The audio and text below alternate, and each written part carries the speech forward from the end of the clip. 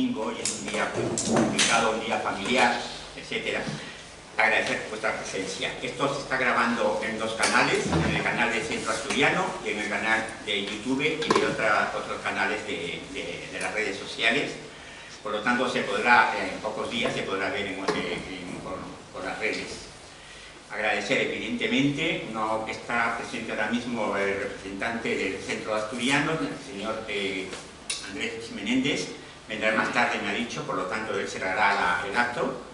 Agradecer al Centro Asturiano por cedernos a la Asociación Héroes de Cavite esta instalación para poder hacer nuestros actos.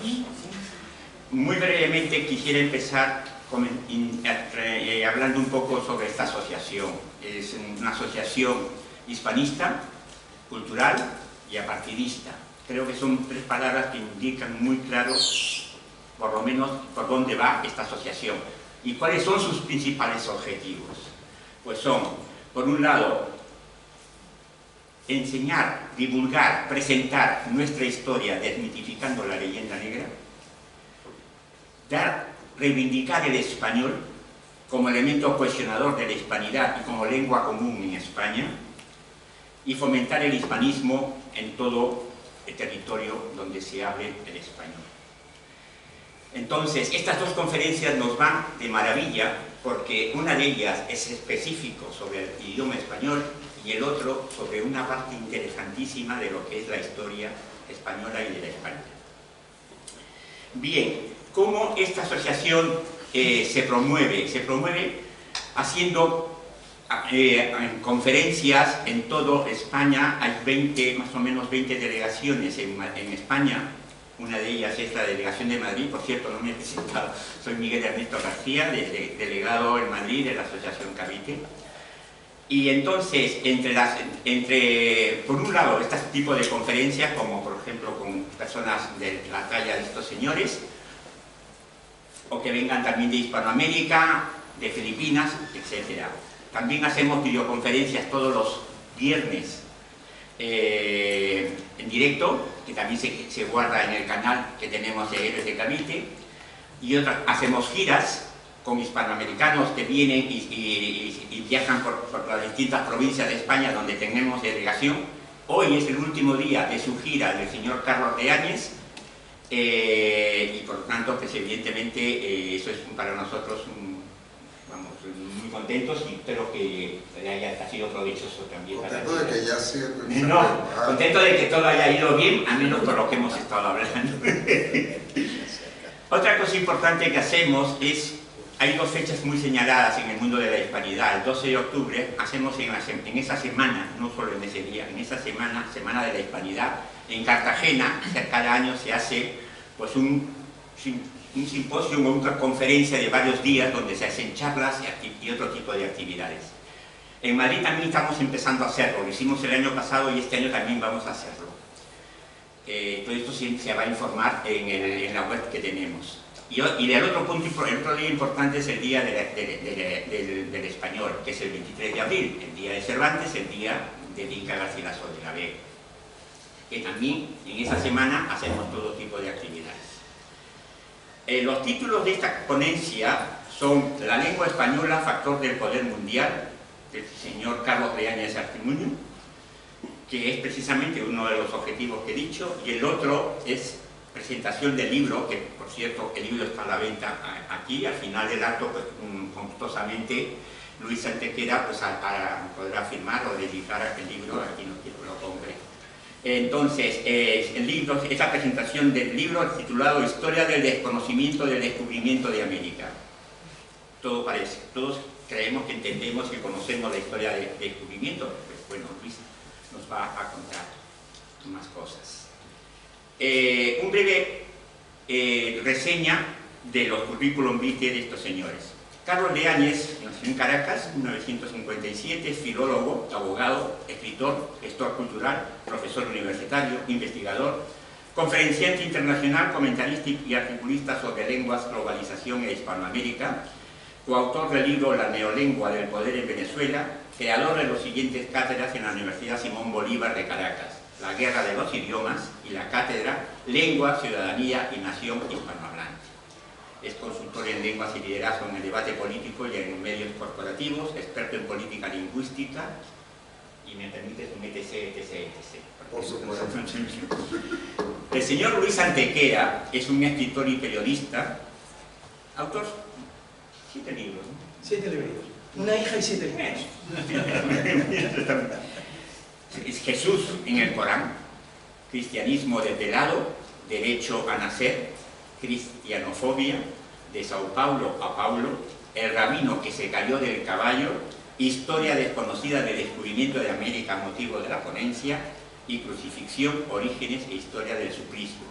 Director del programa de radio Esto no es una semana cualquiera, y antes de ello, la Iglesia perseguida y con otros ojos. Colabora en varios medios, 2.500 artículos en varios medios de comunicación, traductor del francés de 3 libros, fundador del Club de la Tertulia, y también etc. Para terminar ya mi introducción, y dado que estamos hablando del idioma español y del descubrimiento de América, novedades, es decir, desmitificando la leyenda negra de la historia de la hispanidad, quería indicarles muy brevemente que el 23 de mayo del año pasado en la Comunidad de Madrid se creó la Cátedra de España y la Hispanidad en las universidades particulares y privadas de la Comunidad de Madrid. En ella, el señor Mario Vargas Llosa, presidente de honor de esta cátedra, dijo lo siguiente: el español, sin ninguna duda, es una de las lenguas más vivas y más extendidas por el planeta, aunque es cada vez más importante y menos apoyada por los gobiernos, que tienen al español como lengua oficial. Lo dejo allí, y me aseguro que esto lo tomará la palabra, lo cogerá el señor Carlos. El 27 de abril de este año se realizó el tercer Congreso Nacional de la Sociedad Civil en Madrid, titulado Regenerar España. Tuve el gusto de estar presente. En la inauguración, el señor Antonio Garamendi, presidente de la sede de la Confederación Española de Organización de Empresas, terminó su discurso diciendo: me siento orgullosísimo de ser empresario y ser español. Y lo digo con toda claridad, porque yo creo que en España no somos conscientes de lo que somos. Nos tenemos que sentir muy orgullosos de lo que hacemos y muy orgullosos de la sociedad que somos. No nos sentimos orgullosos de ser españoles, y ahí lo que pido es una unidad de sentirnos orgullosos de ser españoles. Y en esto quería yo decir que para sentirnos orgullosos, lo primero que tendremos que hacer es quitarnos ese complejo de inferioridad que tenemos contra los anglosajones o contra otras culturas.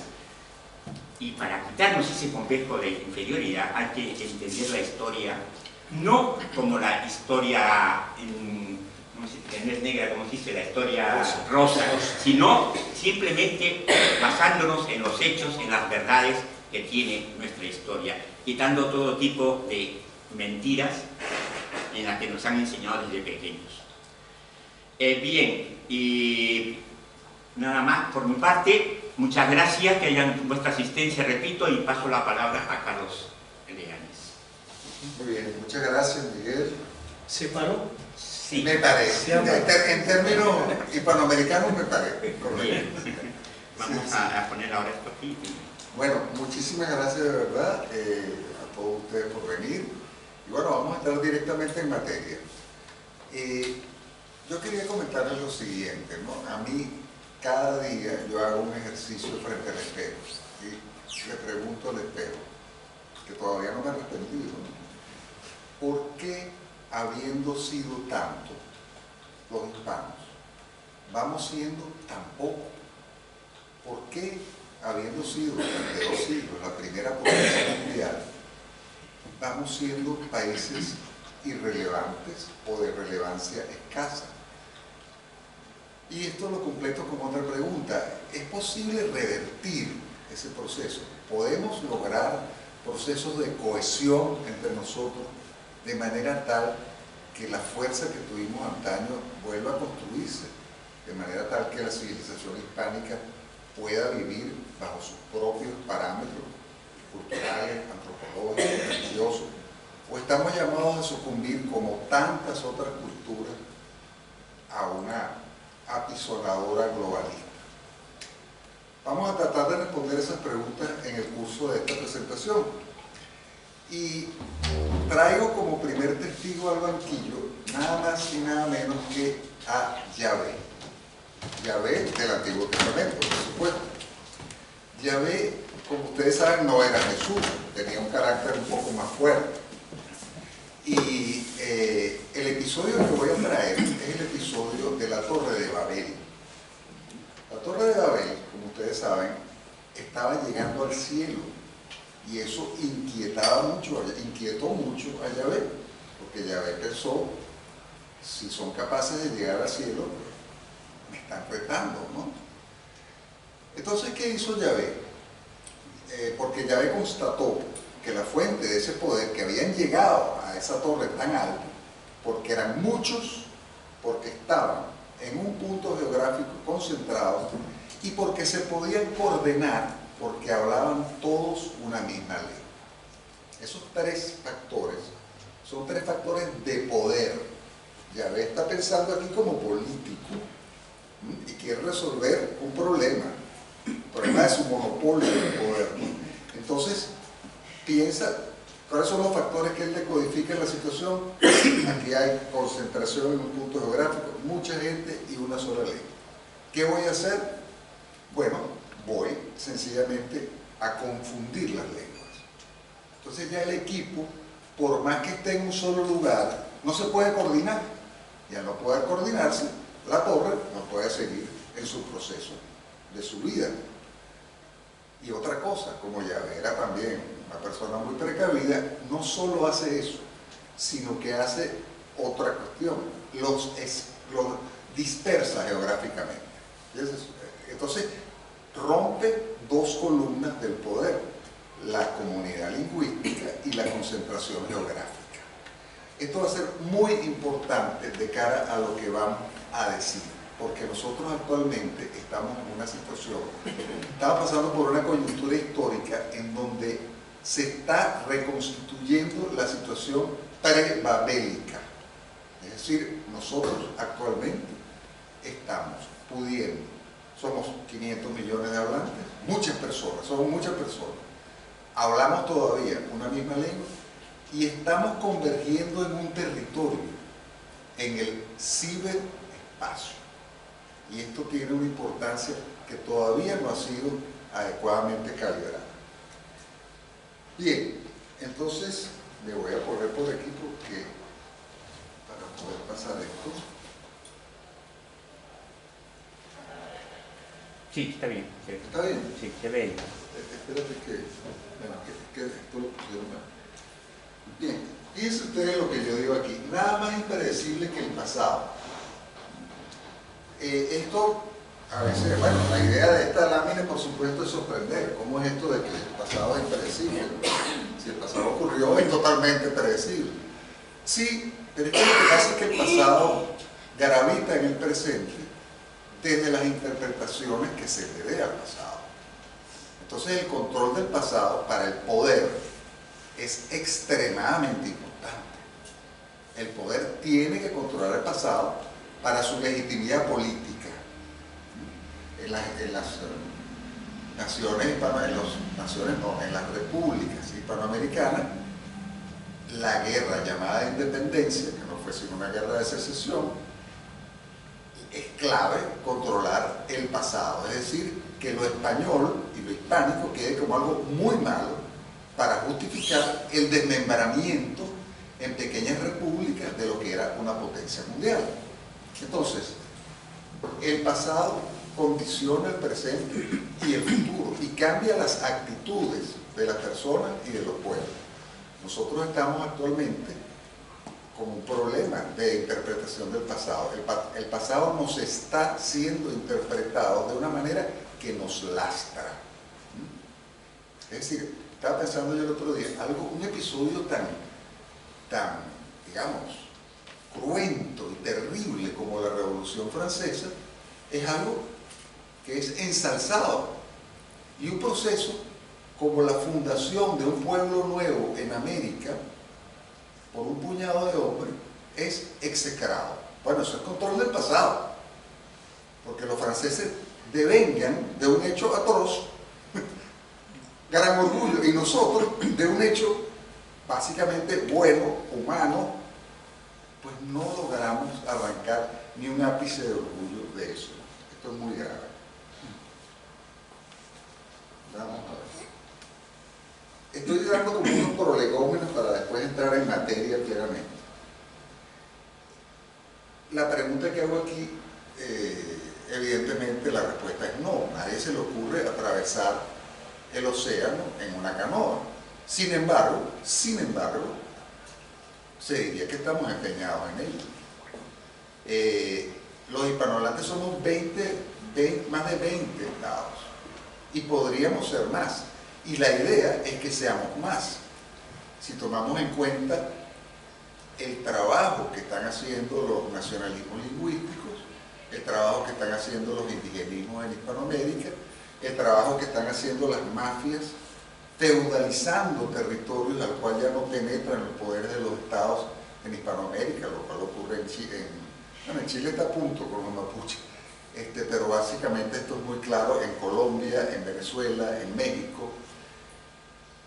La idea es que hay poderes que están incidiendo no solo para que sigamos separados, sino para que esas islas se vuelvan islotes.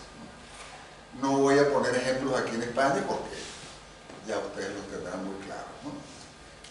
En el mundo, para atravesar el mundo, para poder incidir en los procesos mundiales, para no ser una simple persona o pueblo que toma como un dictado lo que otros dicen, hay que tener una cierta talla.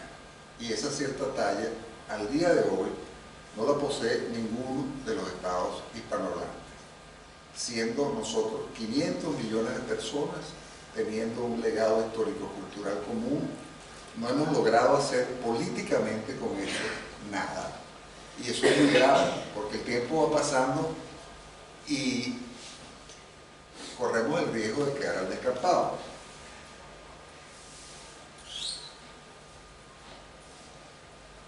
A lo mejor algunos de ustedes pueden pasar un día sin su móvil. Yo particularmente no, un día normal al menos, ¿no? ¿Qué pretendo yo con esta lámina traer a su mente? Nosotros somos unos mutantes. Lo que pasa es que no nos hemos dado cuenta. ¿Por qué digo yo que somos unos mutantes? Porque somos los primeros seres humanos que estamos viviendo en dos dimensiones.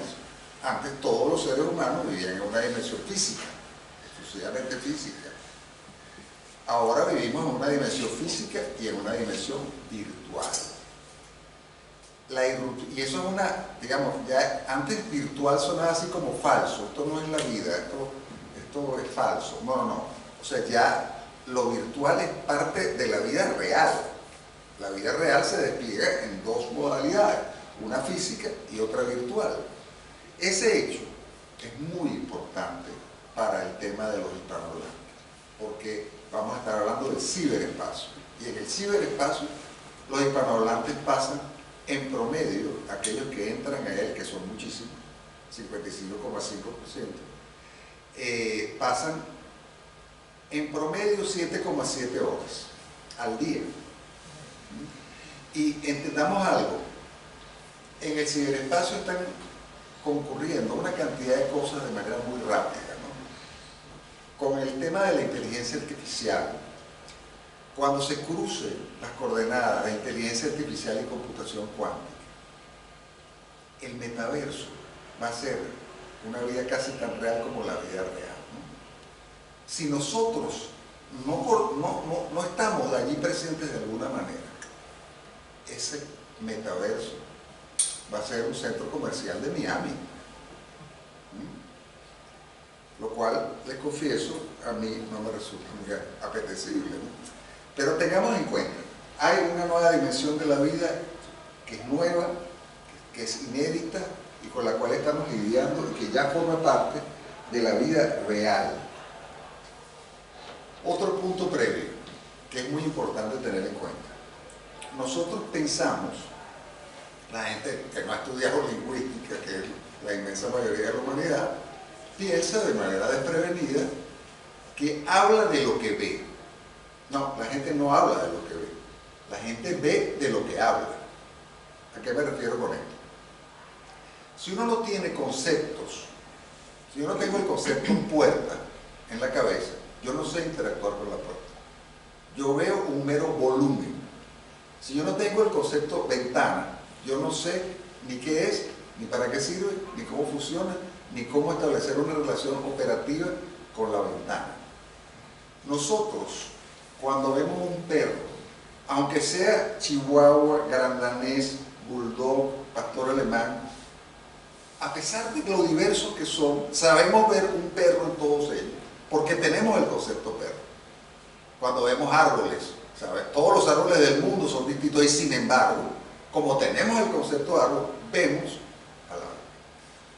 Cuando llegan los españoles a América, los indígenas no ven las carabelas, ven volúmenes, volúmenes indescifrables, pero la carabela propiamente dicha, como tal, como lo que es, lo que significa, lo que trae, no lo ven, no lo ven. Los indígenas ven unos volúmenes indescifrables, como si llegaran unos extraterrestres aquí, que nosotros jamás hemos visto, de formas y colores completamente ajenos, igualitos. Es decir, uno ve de lo que habla. Cuando yo tengo el concepto, puedo aprender el fenómeno. ¿Por qué traigo yo esta colación? Porque la lengua es la primera interfaz entre el aparato biológico y la realidad, ¿no? Nosotros tenemos nuestro aparato biológico y ese aparato biológico tiene en cierta forma, permítame, pero que se me permita el anglicismo, un software. Ese primer software es la lengua. La lengua es una clasificación del mundo hecha en función de las necesidades de una cultura. Por lo tanto, cada lengua es distinta. Por eso es que las lenguas son difíciles. Hablar bien una lengua extranjera es difícil, porque cada lengua es un repertorio, una clasificación del mundo distinta. Entonces, nosotros, yo que nací a 8.000 kilómetros de aquí, estoy hablando y ustedes me están entendiendo. Créanme que han pasado muchos milagros para que eso ocurra. Yo siempre que tomo un avión y vuelo 10 horas, 8 horas, 12 horas he llegado a esa hora, y bajo, y todavía sigo hablando mi propio idioma, siento una gran emoción.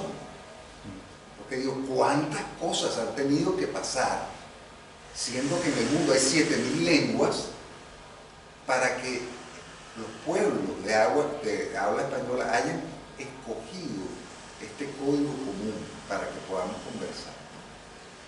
Bien, lo siguiente, ya estamos entonces ya plenamente en materia tras los prolegómenos, es el panorama lingüístico mundial. En el mundo existen actualmente 7.000 lenguas, nada más y nada menos que 7.000. Es decir, hay muchísimas lenguas todavía. Ojo, cuando en el siglo XVI había 15.000. Se calcula que para finales de este siglo sean 3.500. Cada día, cada 2 semanas muere una lengua. ¿Por qué ocurre esto? Porque el mundo ha sido desenclavado. Antes la gente vivía en pequeños valles, relativamente poco comunicados con otras culturas. Y esa situación acá ha cambiado. La globalización desenclava. Hace lo que era un valle, más o menos resguardado, lo termina volviendo un puerto libre, abierto. Y entonces, claro, allí la situación lingüística cambia, porque comienza a haber contacto que comienzan a exigir lenguas vehiculares o uniformización lingüística. Ok. ¿Qué pasa entonces?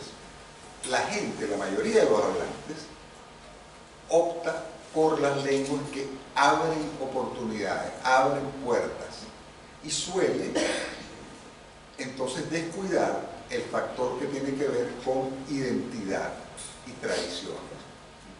La mayoría de las lenguas del mundo son lenguas de identidad y tradiciones, y como no abren muchas puertas, en muchos hogares se decide pues optar por la lengua más poderosa. Eso no siempre es así, porque yo siempre digo, si hay un amor muy intenso por la lengua, por más minoritaria que sea, terminará manteniéndose. El factor, lo que acaba con la lengua es que realmente el desafecto que tengan los hablantes con respecto a ella. Pero estadísticamente lo que lleva al crecimiento de las lenguas tiene que ver con el tema de las oportunidades que abren. Y en 7.000 lenguas, la base poblacional, 6.500, son habladas por el 5% de la humanidad. Es decir, la mayoría de las lenguas tiene una base poblacional muy exigua, tremendamente exigua. Para darles un orden de magnitud, el español solo es hablado por 7,2% de la humanidad. Es decir, solo el español es más que 6.500 lenguas. Solo el español. La riqueza es generada por 12 lenguas. El 90% de la riqueza es generada en 12 lenguas. Y la mayoría de las lenguas sirven, son lo que llaman, lo que se llamaba, porque ya con el tema políticamente correcto se ha buscado otra terminología, pero a mí me parece que el tema lengua pijama realmente refleja la situación. Son lenguas para andar por casa, son lenguas con las cuales uno normalmente no sale a la calle. Repito, todo esto puede cambiar, las lenguas pijama pueden volverse otro tipo de lengua, no tienen necesariamente que desaparecer, pero la tendencia es a su desaparición por ahora. Ojo, hay procesos exactamente inversos, lenguas que incluso no eran ya utilizadas en la vida cotidiana y que fueron modernizadas, equipadas, y que hoy son lenguas modernas. El hebreo, cuando se funda el Estado de Israel, ante la opción de usar el inglés u otra lengua, se optó por eso, pero entonces es una lengua que tiene un valor muy particular para un pueblo, así sí. Pero lo que ocurre normalmente es que la gente abandona las lenguas que abren pocas oportunidades en pos de las que sí abren muchas oportunidades. Detengámonos un poco en la geografía del español. El español está muy bien ubicado. Quiero comentar algo antes de entrar en el primer punto aquí. Como no sé si ustedes sabrán, pero el español, el 92% de los hispanohablantes está en América. O sea, en España solo está el 8% de los hispanohablantes. Por eso, ante ese hecho que sencillamente describo y sin pretender provocar a nadie, yo siempre digo que el español es una lengua americana de origen ibérico. Claro, es una lengua americana de origen ibérico y todos los hispanohablantes somos copropietarios del español. Nadie es inquilino. No es que aquí se habla mejor y nosotros sí sabemos hablar y ustedes no saben hablar, no. Nosotros todos somos copropietarios. No hay inquilinos del español. Entonces, siendo que la mayoría de los copropietarios viven en Hispanoamérica, me atrevo a decir que el conjunto hispano más grande está muy bien ubicado porque se encuentra entre los dos grandes océanos. Una apertura total al Atlántico, una apertura total al Pacífico, una fachada pacífica que es la más amplia y en la cual, por cierto, estamos corriendo cada vez más serios peligros por incursiones constantes de pesqueros chinos en aguas territoriales ecuatorianas, chilenas, peruanas, y ante lo cual les pregunto a ustedes qué piensan que pueden hacer las marinas de los respectivos países. Exactamente, nada. Es, digamos, que es uno de los temas, ¿no? De los temas de lo que conlleva el ser pequeño. Ser pequeño significa que no te puedes defender. Que violan el mar territorial, Argentina también, entonces no pueden hacer nada. Y esto va a continuar. Y va a haber defensiones, y va a haber reclamaciones, pero este tipo de cosas, el respeto termina imponiéndose ante la vista del diámetro de los cañones, generalmente, ¿no? Y el diámetro de los cañones es como muy pequeño, aunque sea para mera disuasión, no estoy hablando de guerra. Entonces, el 14% de las tierras del mundo, todos los países hispanohablantes sumados, son serían el segundo país del mundo, después de Rusia. Tenemos cabeceras de playa extraordinarias en México con respecto a los Estados Unidos, en Sudamérica con respecto a Brasil y en España con respecto a Europa. Es decir, la irradiación y la penetración del español, si cada quien hace bien su trabajo, puede ser absolutamente extraordinaria. En la medida en que recuperemos el factor autoestima en la cultura hispana, que es una tarea muy urgente, estoy absolutamente seguro que al día siguiente los mexicanos dejarán de ser jardineros.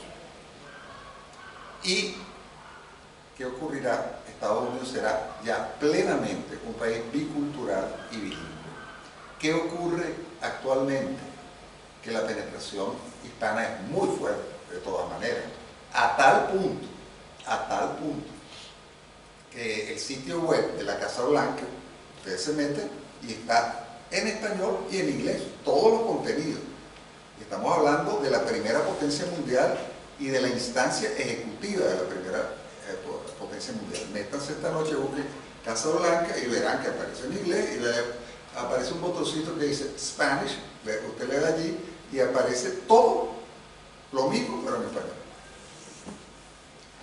Y yo siempre digo que si los hispanos de Estados Unidos fuesen franceses, ya sería ya no un país bicultural, sería un país unicultural y francófono, porque los franceses tienen una diplomacia cultural muy agresiva y muy bien planificada, contrariamente a nosotros. Pero lo que pasa es que creen en sus mitos nacionales y son una nación unificada.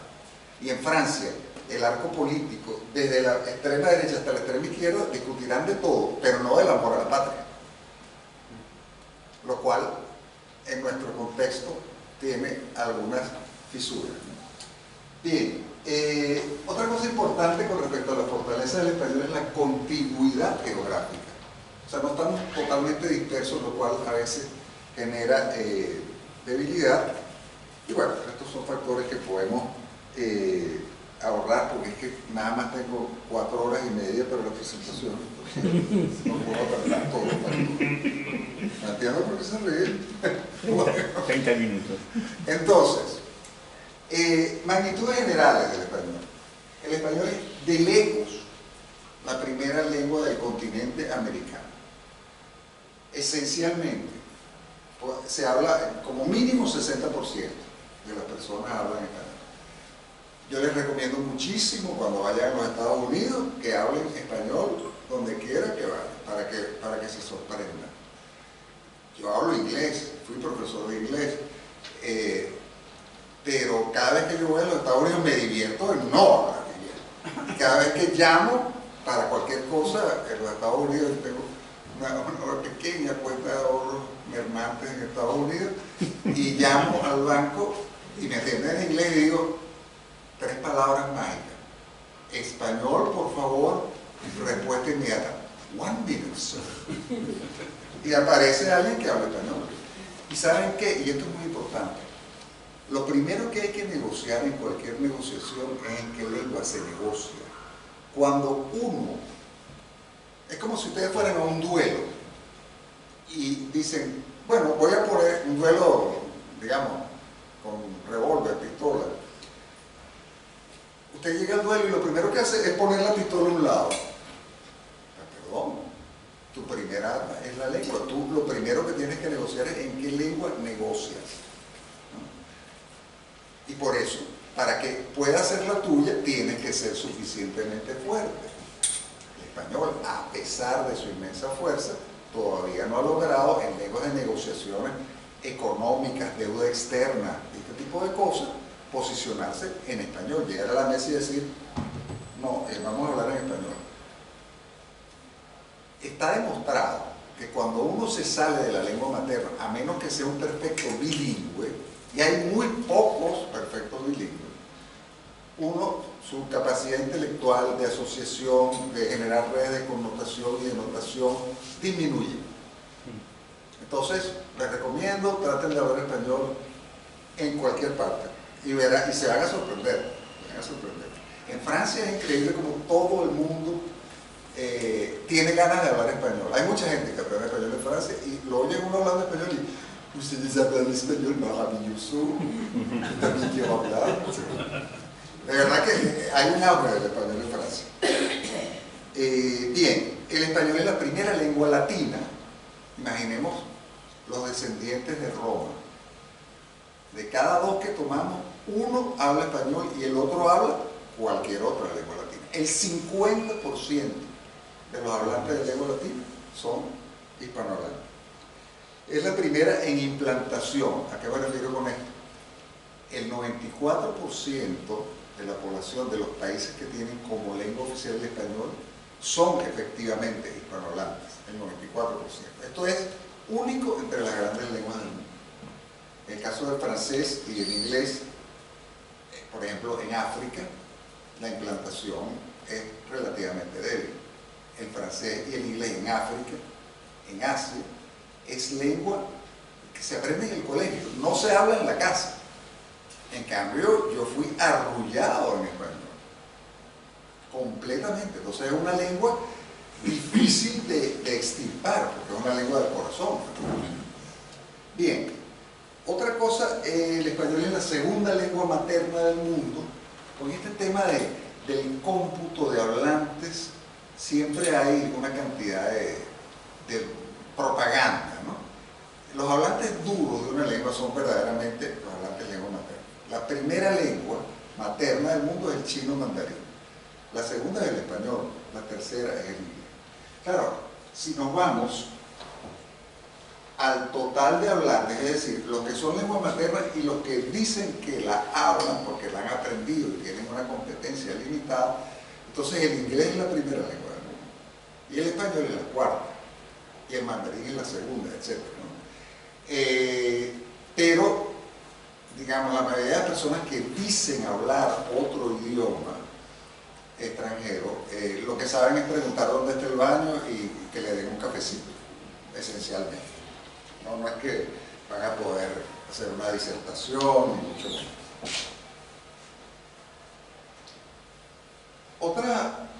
Unos factores cualitativos. Actualmente, lo que se está recomendando a quien se vaya a ocupar de aprender nada más 2 lenguas en su vida es inglés y español. Antes era inglés y francés.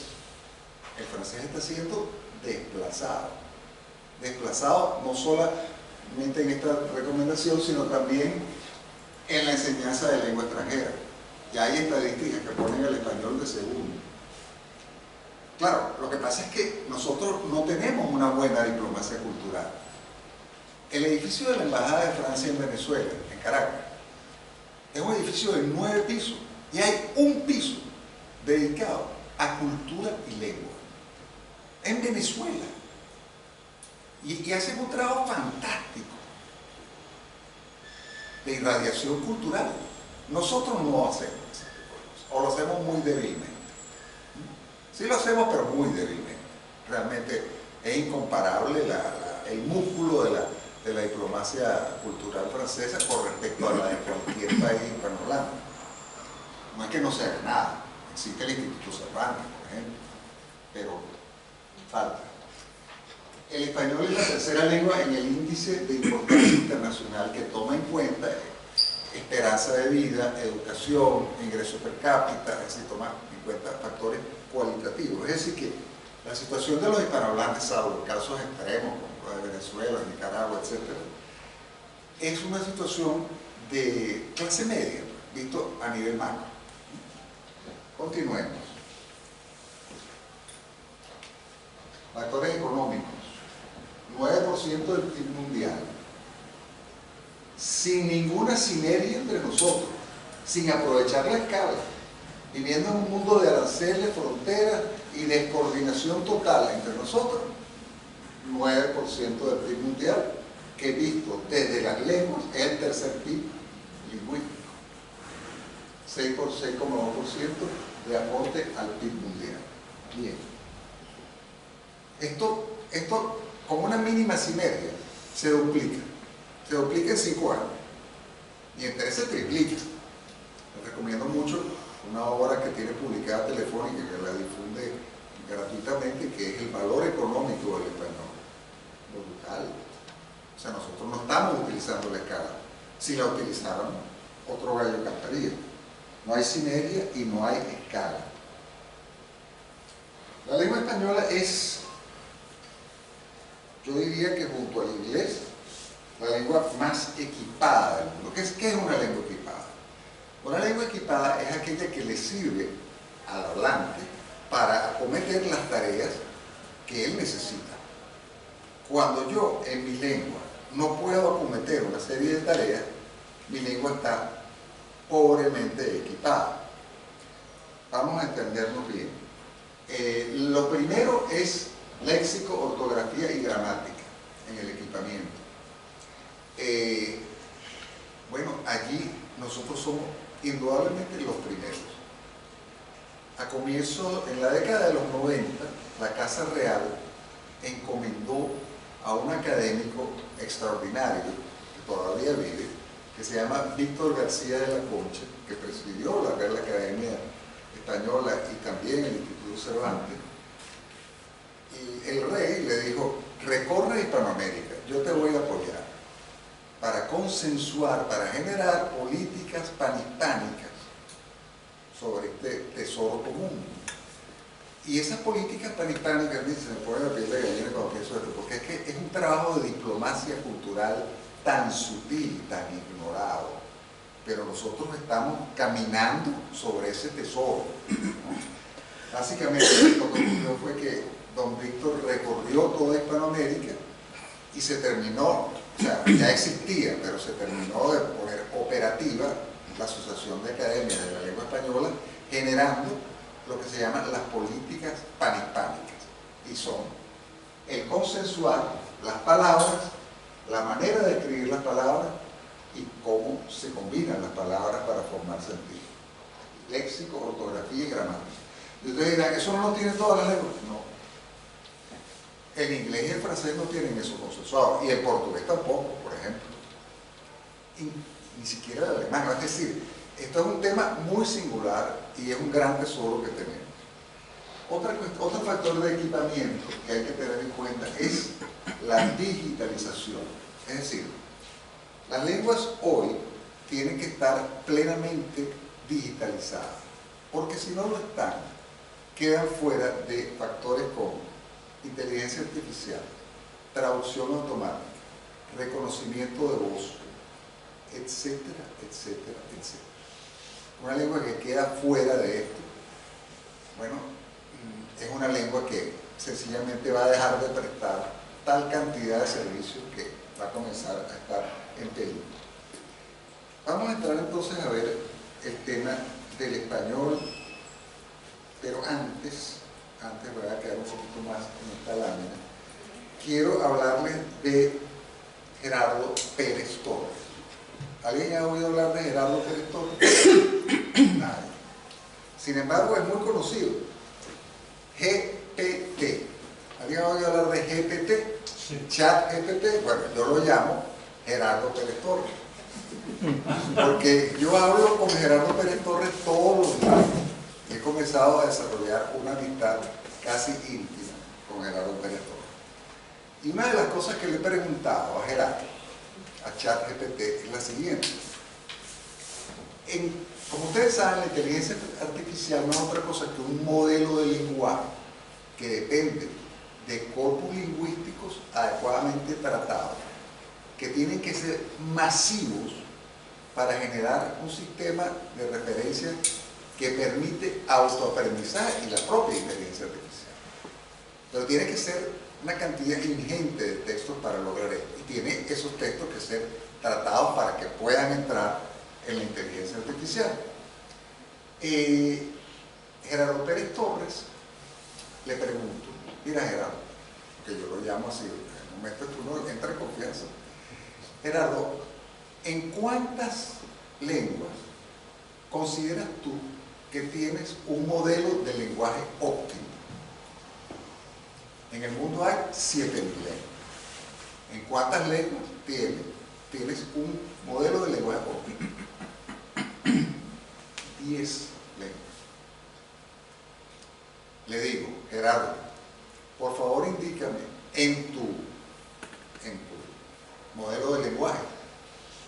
dame el orden decreciente, de mejor a menos bueno, porque todos son óptimos, eso es bien. Primero inglés, segundo español, no francés, no alemán, como pensaría cualquier desprevenido que ha caminado por la calle, pero nosotros no podemos estar de segundo en nada. Bueno, es la segunda lengua en Gerardo Pérez Torres, ChatGPT. Esto tiene mucha importancia, porque la inteligencia artificial requiere estar pensando en español, no sencillamente ser una traducción del inglés. Bien, continuemos. Nosotros, en el ciberespacio, nosotros, los hispanohablantes, somos la tercera potencia mundial. Claramente, pero claramente, no es que alguien nos está mordiendo los talones de cuarto lugar, no. La primera es el inglés, la segunda es el chino mandarín, la tercera es el español. Allí ocupamos el 7,9%. El 70% de los hispanohablantes tiene acceso a Internet. Por eso es que el ciberterritorio existe. Es decir, no estoy hablando de una quimera, esto es real. 70% de las personas que hablan español entran a Internet. Y 55,3% lo hace a diario. Pasan una cantidad de horas increíble. Segundo, en las redes sociales, Facebook, Twitter, YouTube, todo eso. Y me detengo un poquito de YouTube. YouTube, el 15% de los videos están en español. Y eso genera, además, está generando ya un intercambio audiovisual que nunca había existido entre nosotros los hispanohablantes. Y ya nosotros, además, nos estamos acostumbrando a escuchar los diferentes acentos, a generar nómina pasiva. Nómina pasiva es, por ejemplo, o sea, un venezolano oye en español decir coche y sabe que está diciendo lo que para nosotros es un carro, etc. ¿no? Ustedes aquí en Madrid deben tener una nómina pasiva creciente de vocabulario hispanoamericano, porque si no se han dado cuenta, esto está como medio tomado. Acabo del café comercial, por cierto, y me atendieron 4 personas, ¿no? Pasé 2 horas allí, me atendió un español, un colombiano, una venezolana y una ecuatoriana. Es un restaurante panhispánico, ¿no? Como Madrid. Madrid es la primera ciudad panhispánica y la única ciudad panhispánica. A mí me parece que Madrid no es una ciudad cosmopolita, como lo es Nueva York, Londres, París, Montreal. Uno se pone en una acera de Montreal y oye 10 acentos en 5 minutos. 10 acentos no, 10 lenguas en 5 minutos. Yo me pongo en una acera de Madrid y oigo 10 acentos del español. Todos los hispanoamericanos, todos los de España. Es asombroso. Es la primera ciudad panhispánica en donde todos estamos viviendo juntos en sana paz y tratando de progresar mediante el curro cotidiano. Bueno, entonces, según las redes sociales, otra cosa importantísima que es la irradiación por la vía de la cultura pop. Spotify, la aplicación que tiene que ver con canciones. Las 10 primeras canciones del 2022 en Spotify a nivel mundial, 6 en inglés, 4 en español, y el resto de los idiomas no están. Es decir, lo que pasa es que esto no es visto, no es trabajado políticamente, porque ya hay una fuerza que está surgiendo, pero está surgiendo de manera espontánea, y eso está bien, pero ¿qué tal una empujadita? Bueno, es el segundo modelo de lenguaje en Gerardo Pérez Torres, ChatGPT, ya lo vimos, y hay otra cosa que está ocurriendo que, la verdad, a mí me asombró, que ustedes saben que hay proyectos estratégicos para tal cosa, eso se llaman PERTES, y son financiamientos europeos para áreas que hayan escogido diversos gobiernos para, bueno, para fomentar, para compensar un poco el tema COVID, ¿no? Y, bueno, a España le preguntaron y el gobierno de España escogió creo que 8 o 9 áreas y una de ellas fue nueva economía de la ley. 1.200 millones de euros. La mitad de eso es para inteligencia artificial, corpus de inteligencia artificial. Y bueno, otras cuestiones que tienen que ver con digitalización, enseñanza, etc. 1.200 euros, eso es más que el presupuesto de 2 años, el presupuesto de 2 años de la UNESCO. Además, si este PERTE funcionara, hay que ver cómo se ejecuta el presupuesto realmente. La idea es que por cada euro público viene un euro privado, porque son inversiones. Vamos a ver, pero en todo caso, esto es algo masivo, masivo. Hay una supercomputadora en Barcelona que está trabajando también con el tema de inteligencia artificial en español. La Real Academia tiene diversas iniciativas muy interesantes, pero esto ya es un salto cuántico, literalmente, a nivel de dinero. Es decir, aquí ya, si esto se hace bien, no cabe duda que el español estará hiper equipado para poner digamos, a disposición una cantidad de corpus lingüísticos que puedan ser utilizados por mucha gente que quieran jugar con el español en el tema de la inteligencia artificial. Entonces, si volvemos a la metáfora de Babel, ¿cuántos minutos me quedan? 5 o 8 minutos para dejar unas preguntas. Estábamos llegando al corazón del asunto.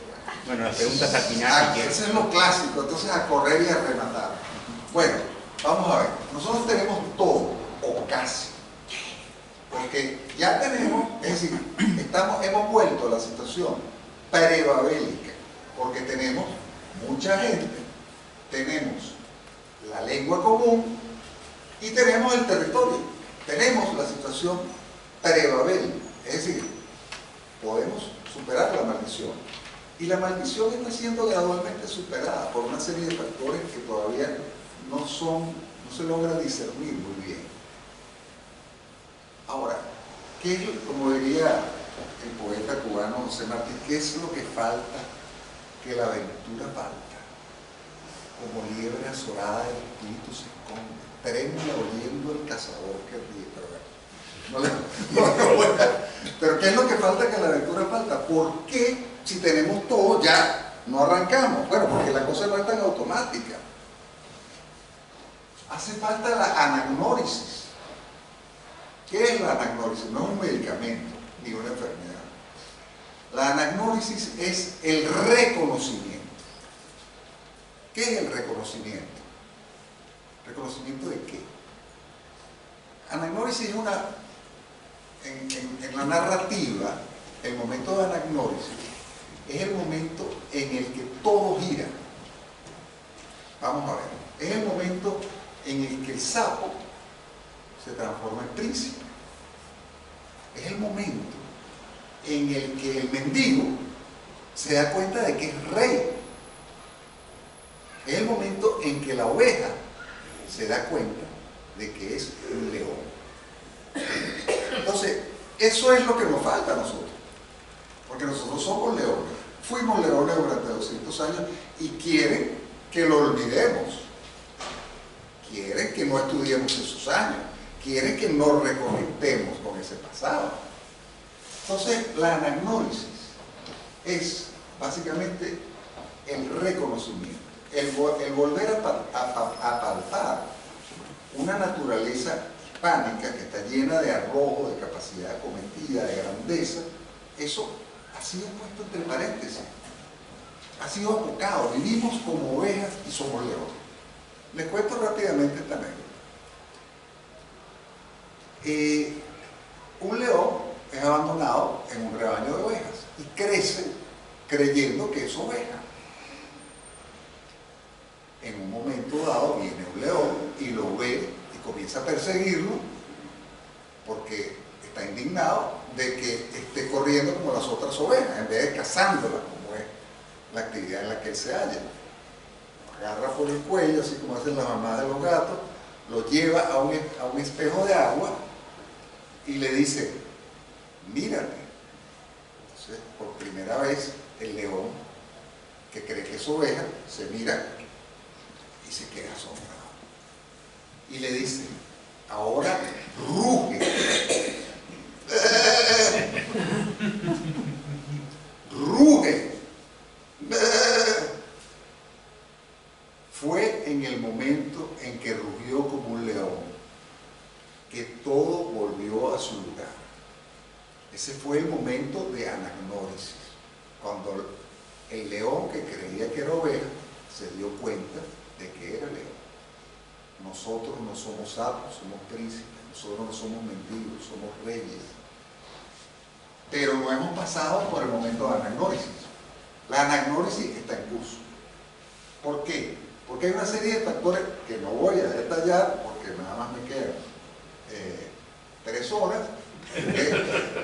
Imperiofobia de María Elvira Roca Barea es un hito ese libro. Ese libro genera un antes y un después. Ese libro, que es un libro académico, que a priori no parecería que tendría que ser un libro comercial, cayó como agua fresca en una garganta seca y además envalentonó a mucha gente. Y a partir de ese libro, no es que no hubiese nada antes, no, claro, el libro se monta encima y su libro pues es como la última chispita, ¿no? Pero fue algo, a mí me parece que realmente allí se marcó un hito. Me parece que otro hito también es el documental de López Linares, España la primera globalización. Otro hito es todo el tema del materialismo filosófico de Gustavo Bueno, que ha dado como unas ciertas armas.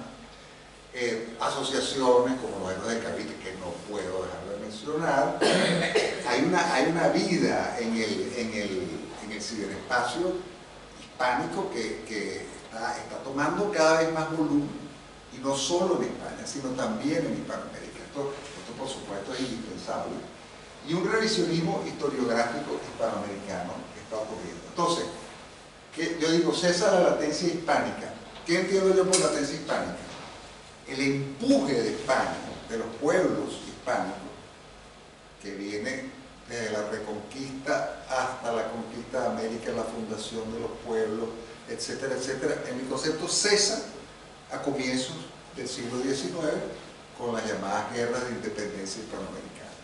Allí comienza todo un desbarajuste, tanto en España como en América. Es un proceso hiperparalelo, de verdad. Es muy curioso cómo comienza una inestabilidad institucional, una dificultad de gobernar de manera estable, etcétera. Porque claro, se había roto el país. Es que lo que la gente no visualiza es que Caracas no era de España, Caracas era España. Y de repente, de la noche a la mañana, llegan unos iluminados, afrancesados, y nos dicen que la cosa no es así y que todo se tiene que hacer bajo parámetros muy distintos y que ya no podemos seguir. Y que debemos además no solamente separarnos políticamente, sino deshispanizarnos. Es decir, copiar ideas extranjeras básicamente, sin ninguna adaptación jurídico-antropológica. ¿Qué ocurre? Desquiciamiento antropológico. Pueblos que no se hallan, porque perdieron su tradición y las ideas nuevas no han sabido adaptarlas. Entonces, así no va. Bueno, vamos a tratar de terminar. Estamos en la forja de la anagnórisis en este momento. En el momento del reconocimiento, en un momento de palparnos y decir, oye, pero esta musculatura como que es la de un león, no la de... ¿no? ¿Te acuerdas lo que tú hacías en el siglo XVI y en el siglo XVII? ¿Te acuerdas cuando tú eras una potencia mundial? ¿Te acuerdas cuando a ti no te dictaban, si no eras tú el que dictaba? Oye, me acuerdo. Y comienzan a cambiar las actitudes, como cambió la actitud del león cuando pudo al fin rugir. Entonces, cuando la anagnórisis, que en configuración, yo soy muy optimista porque estoy viendo cómo se desarrolla este proceso ante mis ojos. Visto desde un dron y en la larga perspectiva, no en el inmediatismo periodístico cotidiano. Estamos en un momento de anagnosis. Ese momento de anagnosis va a facilitar y posibilitar que los elementos de escala, la lengua, la megalengua poseída por muchísimas personas y la convergencia en un espacio abran cada vez más un tiempo nuevo en donde comencemos a conjugar de nuevo el poder y abandonemos la lamentable navegación de cabotaje en la que hemos estado metidos tanto tiempo para volver al mar nuestro, que es la alta mar. Muchas gracias.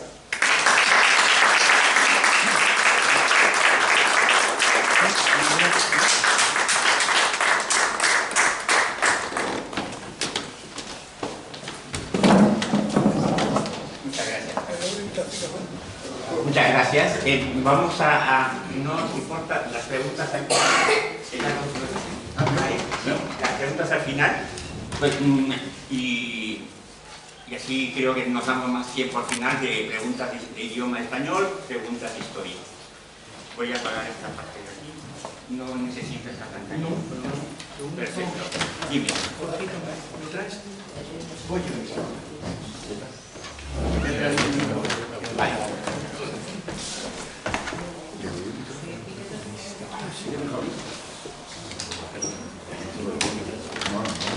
Bueno, pues empiezo, ¿no? Sí. Vamos a ello. Bueno, pues ante todo, mi agradecimiento a todos los que están aquí acompañándonos para escuchar esta maravillosa conferencia que ha dado mi compañero hoy en esta mesa, Carlos Leáñez, que nos ha abierto los ojos sobre tantas cosas, muchas de las cuales incluso intuíamos, sabíamos que estaban ahí, pero hace falta que venga alguien, nos las esquematice, nos las sistematice y nos haga comprender lo importantes que son y que forman parte realmente de los instrumentos que podemos utilizar nosotros y que debemos utilizar pues para, en definitiva, ganar en autoestima y ganar en conocimiento de nosotros mismos. Así que estoy sumamente agradecido a Carlos Leáñez por la charla que nos ha dado, estoy sumamente orgulloso de ser hoy su compañero en esta mesa y espero que lo que yo cuente a partir de ahora pues sea de alguna manera complementario con lo que ya ha contado Carlos y nos sirva finalmente para conseguir esto que ya les he dicho, mejorar esta situación de autoestima por parte de no solo los españoles europeos, sino también los españoles americanos, la España de América, la España de Europa, que en estos momentos, por desgracia, está en una situación tan lamentable. Realmente es así. Debemos reconocerlo para poder aplicar las medicinas correspondientes y que hacen al caso y que nos van a ayudar a alcanzar la curación, digamos así, de alguna manera. Yo normalmente lo que tengo que hacer es presentar mi libro, Historia desconocida del descubrimiento de América, pero hoy, concretamente hoy, no lo quiero hacer sin establecer una premisa previa, solamente lejanamente relacionada con el tema que nos trae hoy, que tiene que ver con otro tema en el que estoy sumamente implicado en estos momentos, que es el bicentenario de la figura de uno de los grandes marinos españoles de la segunda mitad del siglo XIX, que no es otro que el vicealmirante Juan Bautista Antequera y Bobadilla de Eslava, que acontece ser precisamente mi bisabuelo. El 1 de junio se cumplió el bicentenario de su nacimiento. Es una figura que ha sido claramente, no diría relegada, porque eso implicaría un acto voluntario del que no estoy tan seguro, pero sí se trata indudablemente de una persona, de un personaje olvidado en la historia, sumamente olvidado en la historia de España, a pesar de atreverme a decir, cada vez con mejores argumentos, de que estamos hablando, si no del marino más importante de la segunda mitad del siglo XIX español, sí uno de los tres más importantes. ¿Y por qué traigo este tema justamente hoy, ahora, aquí? Pues porque ayer se ha vuelto a producir una manifestación más de uno de los fantasmas que persigue a este pobrecito ascendiente mío, el almirante Juan Bautista Antequera Bobadilla de Eslava, que es el de atribuir lo que fue su gran gesta, que es la primera vuelta al mundo en un barco acorazado, a una persona distinta de él mismo. Esto está presente en toda la red, está presente en todos los medios, está presente en todos los documentos, en tantos libros.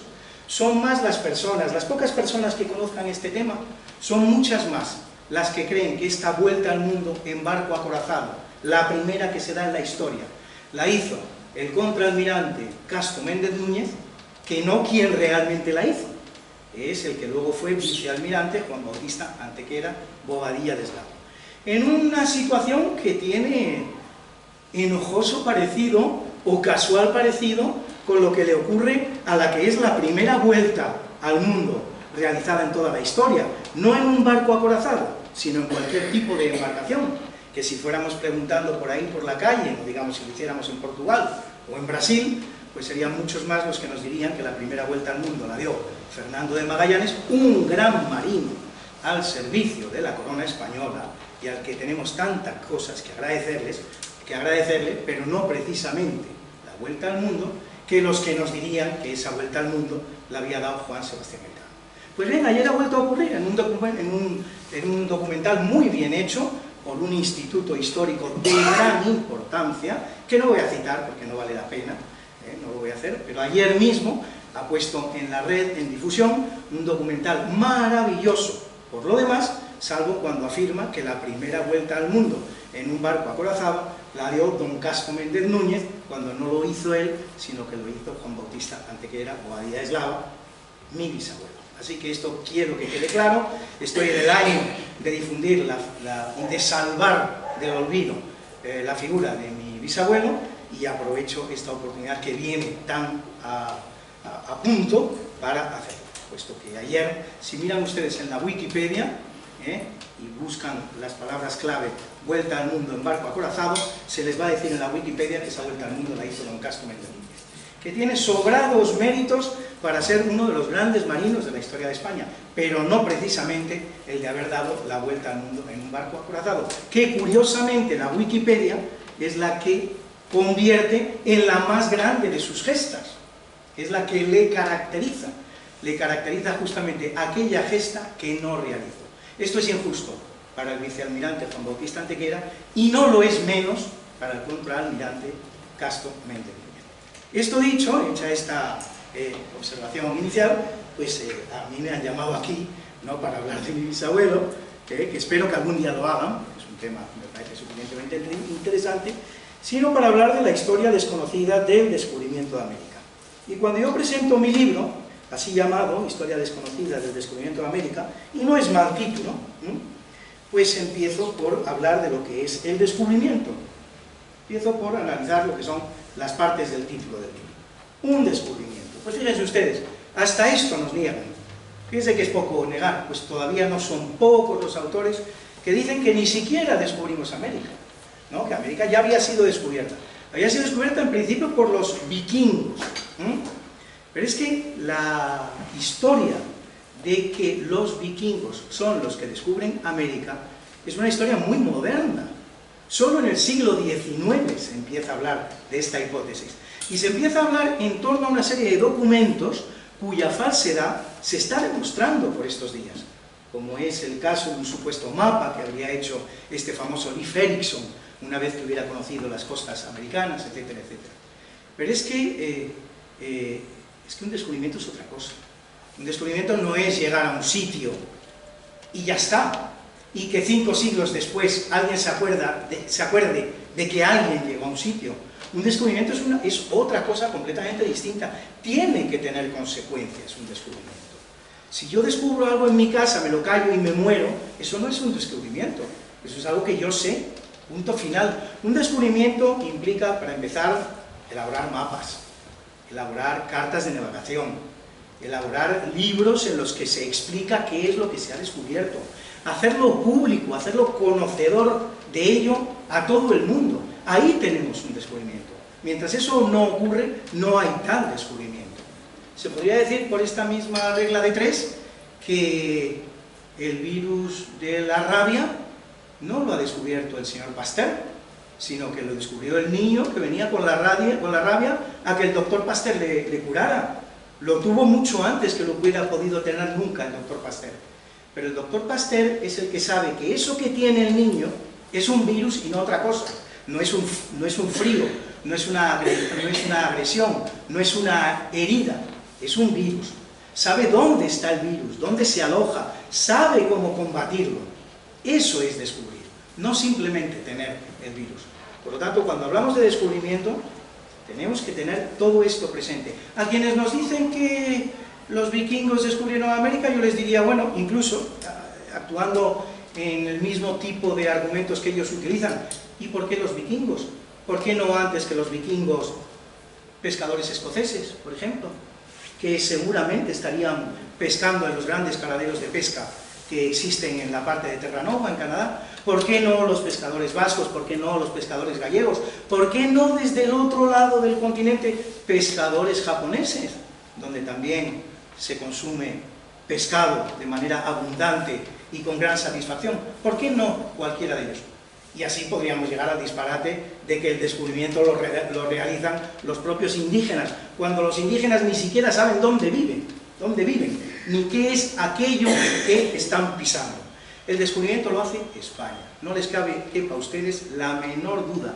Aunque otros marinos con anterioridad, u otros pescadores, u otros navegantes, hubieran podido llegar a América, el descubrimiento es única y exclusivamente español. Es a partir de ese momento en que se produce ese descubrimiento español que ambos mundos empiezan a estar en contacto, empiezan a conocerse el uno al otro. La segunda palabra que está presente en el título de mi libro, pues es lógicamente América. Y yo cuando llego a esta palabra, pues les cuento una pequeña historia en la que parto de la aseveración de que 20.000 veces que se hubiera descubierto América, no se habría vuelto a llamar jamás América. El hecho de que el continente americano se llame América es un auténtico accidente de la historia. Es una especie de conspiración de acontecimientos que nos va a llevar a este nombre tan extraño que nunca debió llevar el continente y que sin embargo ya está consagrado. ¿Qué es lo que ha ocurrido? Ha ocurrido que en el año 1503 se ha escrito una obra que se llama Novus Mundus, 1503.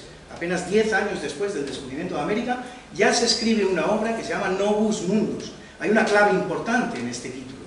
Nos está diciendo que ya hay personas que sospechan que aquello es un nuevo mundo. No se olviden ustedes que el proyecto era llegar a las costas orientales de Asia. Esto es muy importante.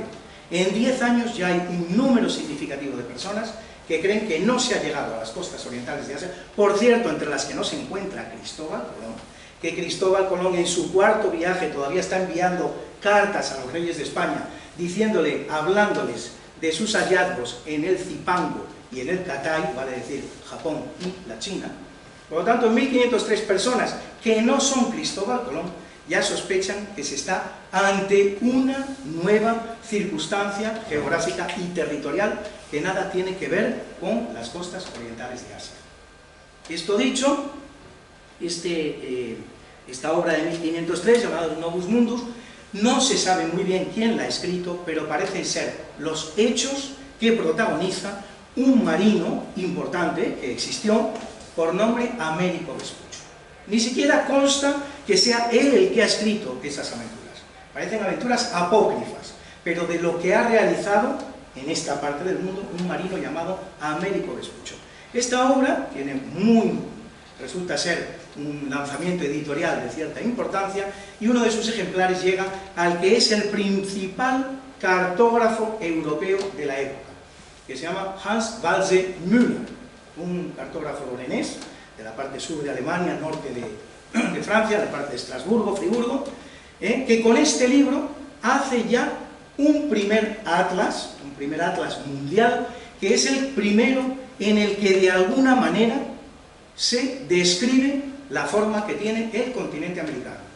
Este señor es tan intuitivo que incluso ya persuadido de la idea de que aquello es un nuevo mundo y no son las costas orientales de Asia, llega a dibujar el Pacífico, que todavía no se ha descubierto. Estamos hablando de 1505. El Pacífico se descubrirá en 1513 y lo hará Vasco Núñez de Balboa, y por segunda vez en 1521 y lo hará Fernando Magallanes. Este señor, sin conocer la existencia a ciencia cierta del Pacífico, ya lo dibuja en su mapa. lo dibuja como lo puede dibujar, claro está. Cuando vean ustedes ese mapa verán que la costa occidental de América es simplemente una línea recta, pero al otro lado de esa línea recta lo que hay es un mar, y al otro lado está Asia. Por lo tanto, ya ha intuido la existencia del Océano Pacífico. Y ese continente que ha descrito de una manera tan rústica, tan poco científica, tan poco elaborada, lo va a llamar América. Y él se explica, dice, lo llamo América porque si lo ha descubierto Américo Vespuccio, justo es que se llame América. Este señor no es ni antiespañol, ni es un ceporro, ni es una persona que tenga nada contra los reyes de España. Él es un científico, él es un cartógrafo, quiere hacer su trabajo lo mejor posible. Pronto descubre, muy pronto, solo 2 años, le va a llevar descubrir que el continente no ha sido descubierto por Américo Vespuccio, sino que ha sido descubierto por los marinos españoles. Y va a emitir un segundo atlas en el que ya no llama a ese continente América, sino que lo llama Nueva Castilla, y explica con toda claridad que ha sido descubierto por los reyes, bajo el patrocinio de los reyes de Castilla. Pero el mal está hecho, es demasiado tarde, y ya el continente queda llamado América para el resto de la historia. Sobre esta denominación de América, pues al igual Carlos tendría tanto que decir al respecto, pues sobre esta denominación inicial, originaria de la palabra América, se montarán después tantos otros términos absolutamente injustos, absolutamente imprecisos, que no sirven para explicar bien las realidades que pretenden explicar. Pero es así, no es algo que no podemos cambiar. Son 5 siglos ya de llamarlo América, y probablemente durante muchos siglos lo seguiremos haciendo así todavía.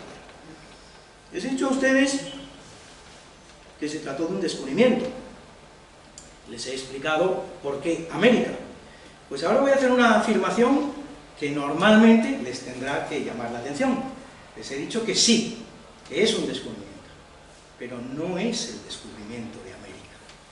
Este epígrafe de la historia tan impresionante que vamos a tener ocasión de analizar a partir de este momento, en modo alguno está bien descrito si lo denominamos descubrimiento de América. Lo que esconde este supuesto descubrimiento de América, en el que todos creemos reconocer una determinada idea, es un descubrimiento muchísimo más grande que el mero descubrimiento de América, y que incluye por lo menos 5 grandes epígrafes, dentro de los cuales tantos pequeños epígrafes como ustedes quieran, pero 5 grandes epígrafes que hoy denominamos, que hoy conceptuamos en general como descubrimiento de América, cuando en realidad no son el descubrimiento de América, son algo mucho más importante. Lo que los españoles van a hacer entre el año 1492 y 1565 no es el descubrimiento de América, es el descubrimiento del 57% del planeta Tierra, es decir, más de una entera semiesfera del planeta Tierra. Todo aquello que va desde el meridiano 28 oeste, que pasa por las Islas Canarias, hasta el meridiano 128 este, que pasa por las Islas Molucas. Más de una semiesfera terrestre, más de la mitad del entero globo terrestre.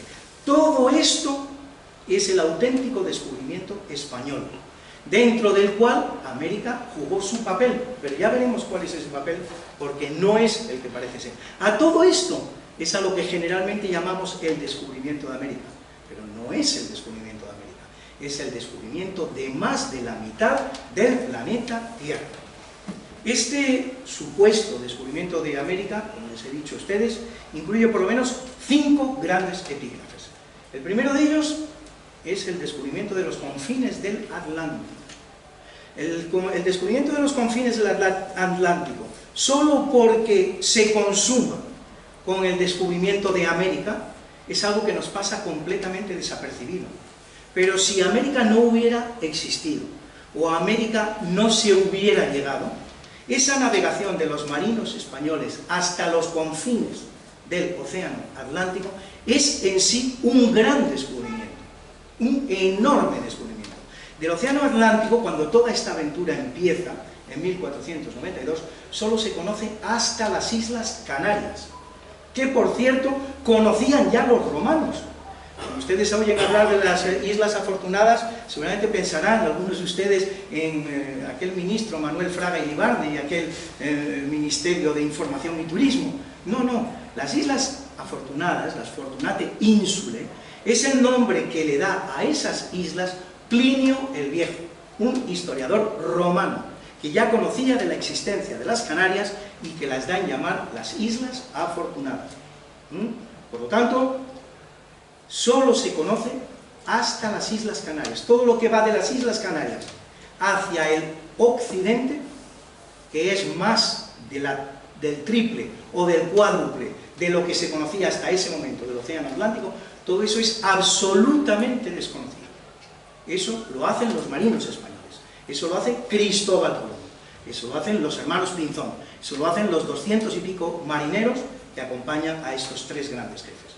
El descubrimiento de los confines del Atlántico, un descubrimiento colosal, monumental, que debería tener por sí mismo un lugar en la historia, y no lo tiene sencillamente porque, como a continuación se descubrió América, pues nadie piensa en ello. El segundo descubrimiento, ahora sí, es el de América, uno de los 5. ¿Qué representa el descubrimiento de América en esta aventura de la que estamos hablando? Pues mire, representa varias cosas. América es, para aquellos marinos, para empezar, una tabla de salvación. Si no hubiera existido América, no habríamos vuelto a saber nada de estos marinos. Estos marinos llegan a América con sus fuerzas extenuadas.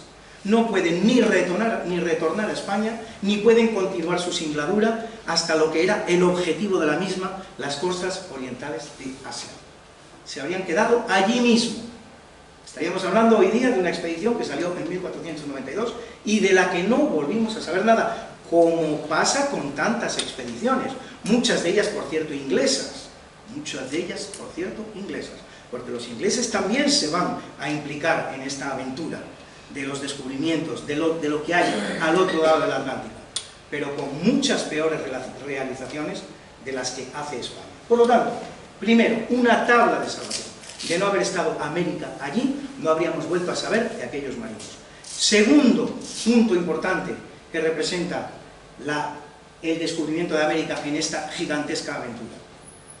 Se llega a un continente muy pobre, sumamente pobre. Se trata del salto hacia atrás en la historia de 7.000 años.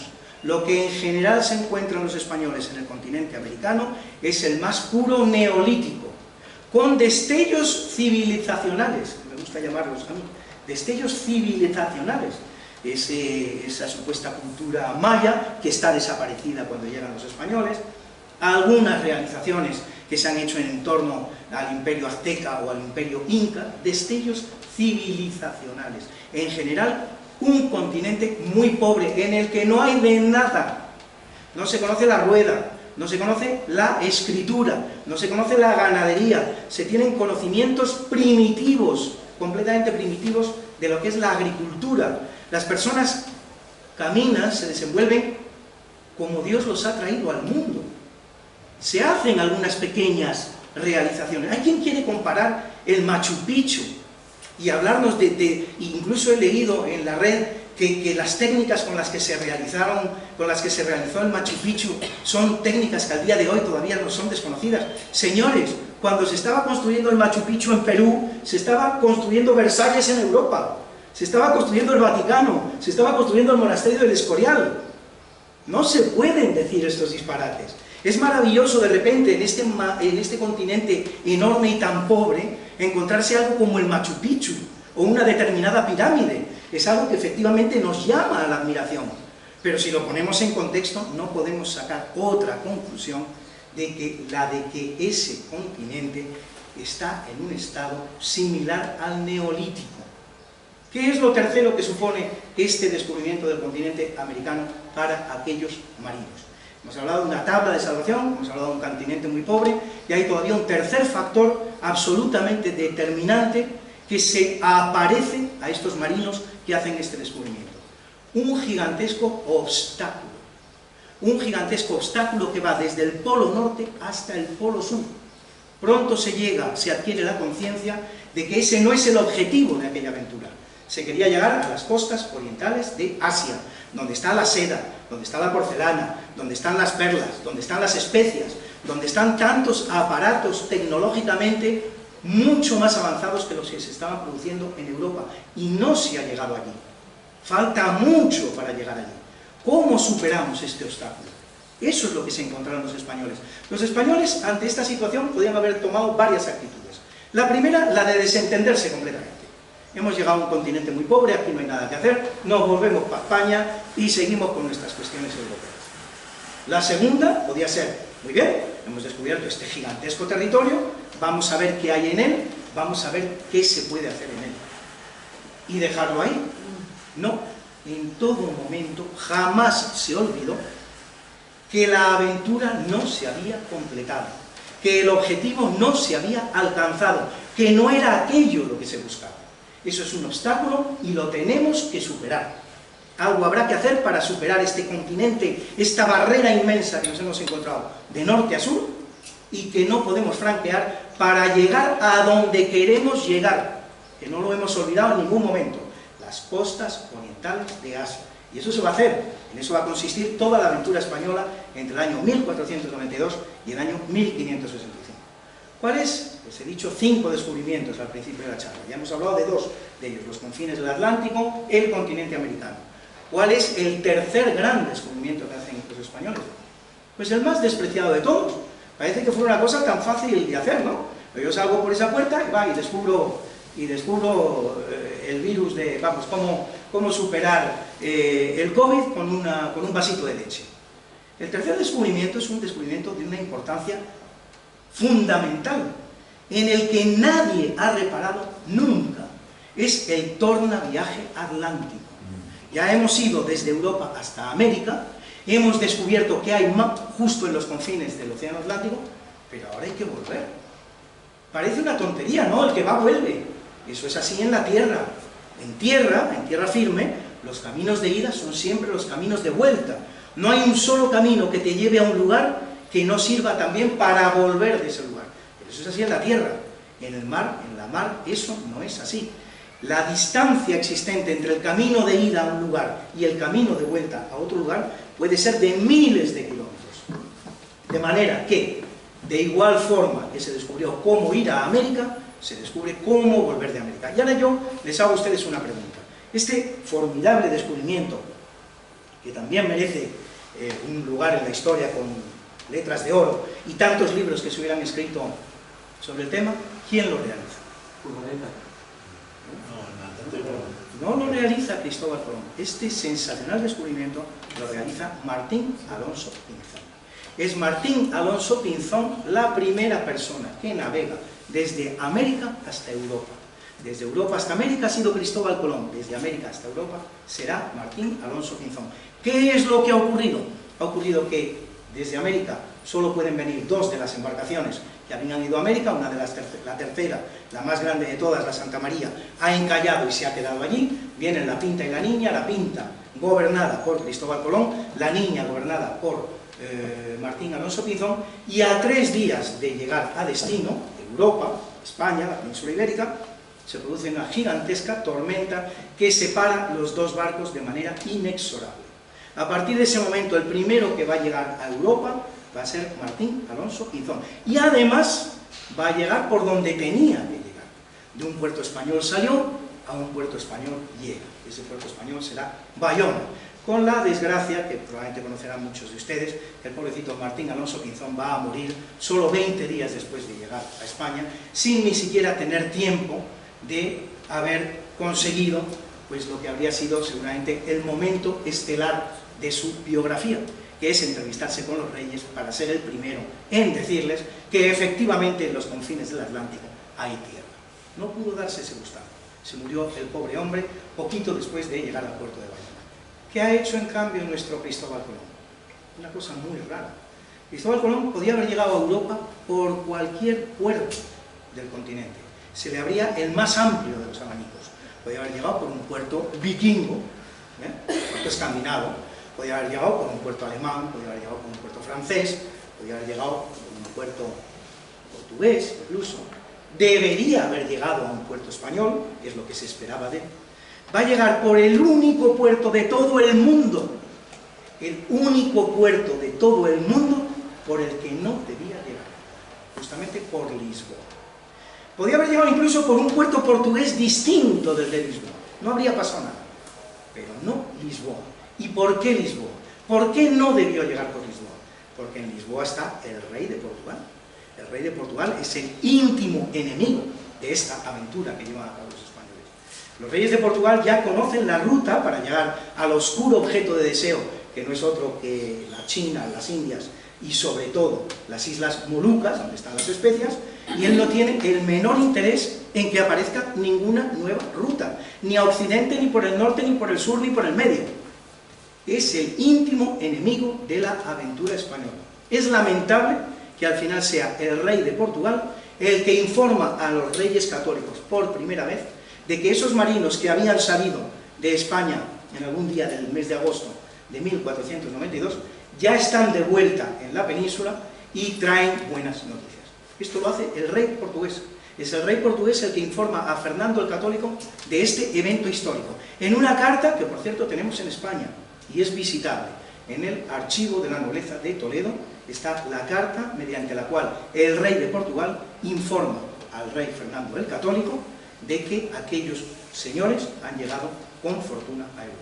Es más, parece ser que Cristóbal Colón, Cristóbal Colón con toda seguridad se entrevistó con el rey de Portugal. ¿Qué es lo que hizo ante el rey de Portugal? Cabe preguntárselo. ¿Negociar mejores condiciones que las que ya le daba el rey de Castilla? Difícil, porque las condiciones que le había dado los reyes españoles eran extraordinarias. Por lo tanto, es difícil que fuera eso. Simplemente pasarle la manita por la barba para decirle, mira, esto es lo que te propuse a ti y no quisiste aceptar, más probable. De hecho, incluso se habla de que en esta entrevista que tuvo lugar entre Cristóbal Colón y el rey de Portugal, tuvo que salir de la presencia del rey de Portugal, salvado por el propio rey de Portugal, porque los nobles portugueses lo querían linchar por la altanería con la que se conducía ante el rey de Portugal. Este era el personaje, este es Cristóbal Colón, hay que conocerlo. Llevó a cabo una de las grandes gestas de la humanidad, pero hay que conocer al personaje. Toda su preocupación al llegar a España, patrocinado como iba por los reyes de España, es entrevistarse con el rey de Portugal. Esto hay que tener una personalidad curiosa para que sea lo que te ronde efectivamente por la cabeza. Por lo tanto, ya hemos hablado también del tercer descubrimiento realizado por los españoles, el contraviaje, el tornaviaje desde América hasta España. Y que quede bien claro que este gigantesco descubrimiento no lo realiza Cristóbal Colón, sino que lo realiza Martín Alonso Pinzón. ¿Cuál es el cuarto descubrimiento? Y para mí, el más importante de los 5 que realizan los españoles en este lapso de tiempo entre 1492 y 1565, el del Pacífico, el del mar Pacífico, que va a ser el que cierre la esfera terrestre, el que va a ser el que cierre las rutas terrestres. Cuando esté terminado realmente el conocimiento del Pacífico, es cuando podremos decir definitivamente que conocemos perfectamente la Tierra. ¿Quién descubre el Pacífico? Lo descubre, como les he dicho, hay un primer descubrimiento deductivo que lo lleva a cabo Martin Waldseemüller, en este mapa que realiza. De esta misma manera es como se descubrió Neptuno, no sé si lo saben ustedes. Neptuno lo descubren primero los matemáticos que los astrónomos. Un matemático, Le Verrier, dice, por el juego de fuerzas que yo veo en el espacio, en este lugar tiene que haber un planeta.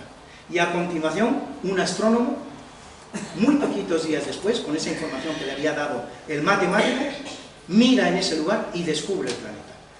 Hans Waldseemüller, antes he dicho Martin, Hans Waldseemüller, es el que de una manera deductiva descubre la existencia del Pacífico.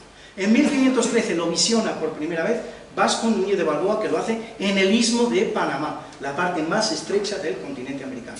Y en 1521 lo va a hacer el gran descubrimiento, que es el que había que hacer, es decir, por vía marítima, Fernando de Magallanes, el marino portugués al servicio de la corona de España que tantos y tan maravillosos servicios rindió a la corona de España.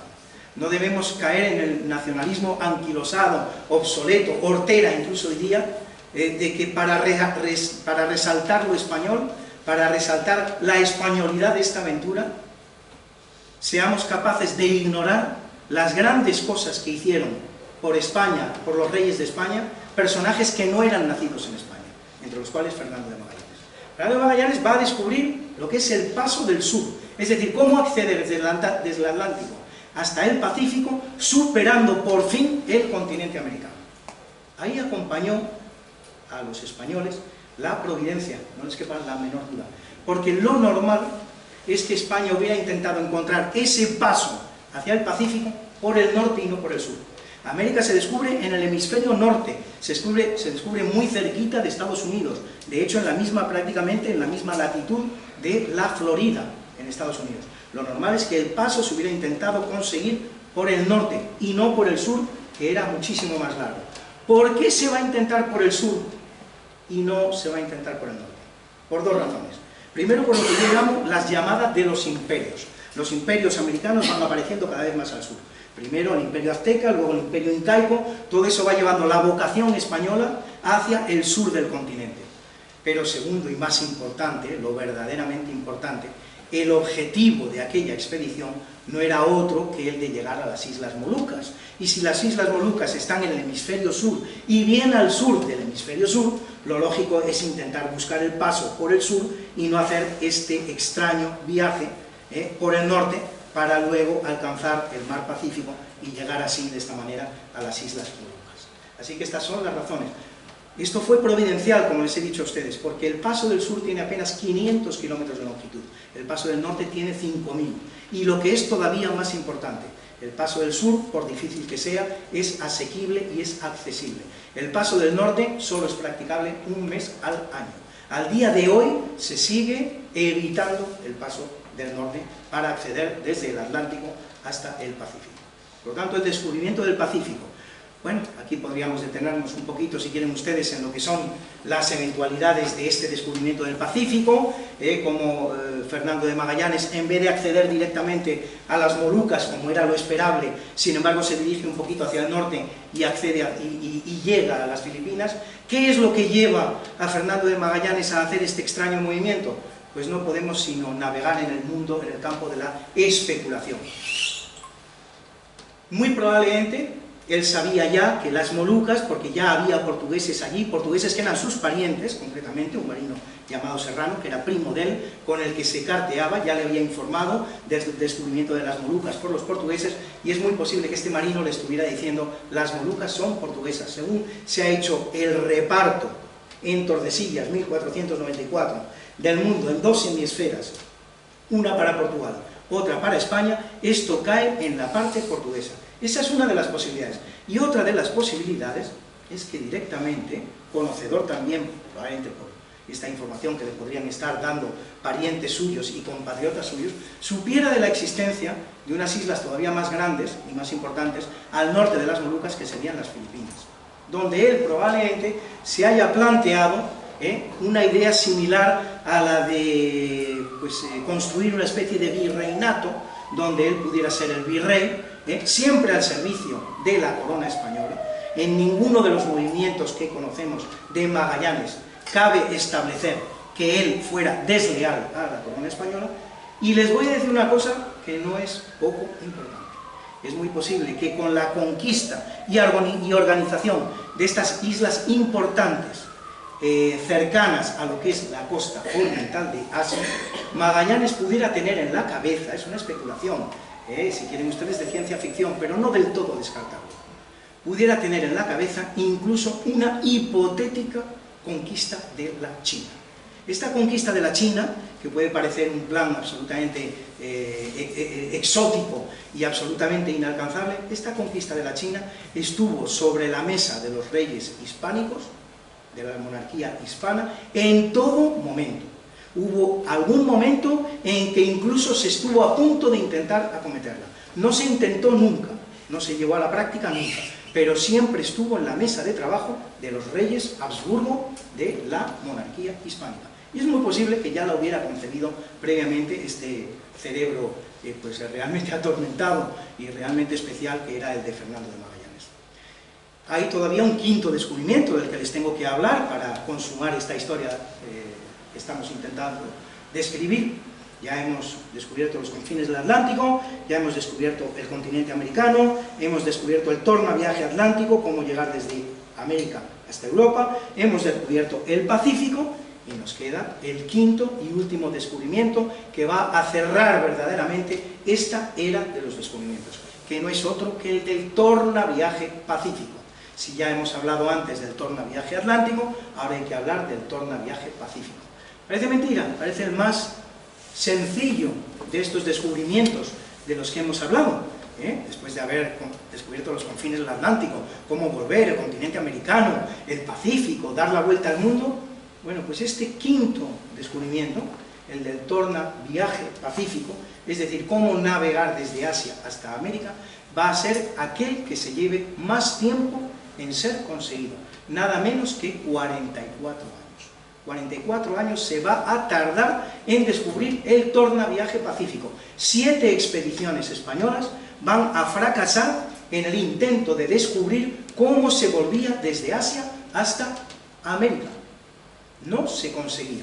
Y finalmente lo consigue un marino español, fraile por más señas, por nombre Andrés de Urdaneta, que, o por sus informaciones que hubiera obtenido de los locales de la zona, o por sus intuiciones, o por su conocimiento de la región, que los tenía y mucho, porque forma parte de una de las grandes expediciones españolas a las Islas de las Molucas, por la razón que sea, es el que descubre que la manera de retornar desde Asia hasta América es tomar la llamada corriente del Kuroshibo, el viento negro, un viento, una corriente que lleva directamente a los barcos desde la parte sur del Japón hasta la parte norte del continente americano, de una manera muy natural y muy sencilla.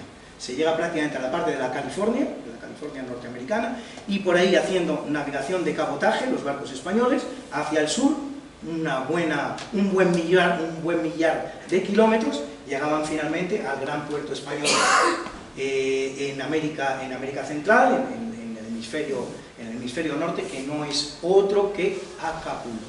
Por lo tanto, esta es la ruta que había que hacer, desde Filipinas hasta Japón, desde Japón hasta Norteamérica, y luego, haciendo navegación de cabotaje, llegar al puerto de Acapulco. Con este gran descubrimiento de Andrés de Urdaneta se cierra esta era de los descubrimientos, que ha llevado nada menos que 73 años, ¿no? Desde 1492 hasta 1565, 73 años, que van a servir, por un lado, para describir definitivamente lo que es la geografía terrestre, para certificar un conocimiento que se tenía desde milenios antes, que es el de la esfericidad de la Tierra, y es el que va a servir también para iniciar, a partir de este momento, un concepto que ya se ha mencionado en esta charla, que no es otro que el de la primera globalización. Es decir, aquel proceso gracias al cual todos los productos asiáticos se pueden negociar en América, se pueden comerciar en América y en Europa, todos los productos americanos se pueden comerciar en Asia y en Europa, y todos los productos europeos se pueden comerciar en Asia y en América. Esto es la primera globalización, lo que hizo posible esa gran era de los descubrimientos que duró 73 años, que llevaron a cabo de manera exclusiva los navegantes, exploradores, marineros y evangelizadores españoles. Muchas gracias.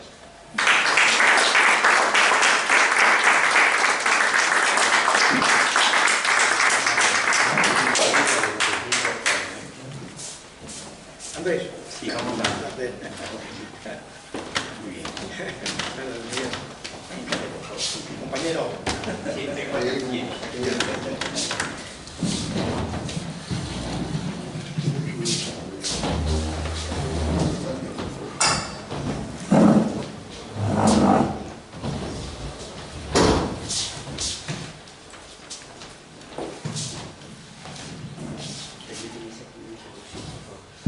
Sí, perdón.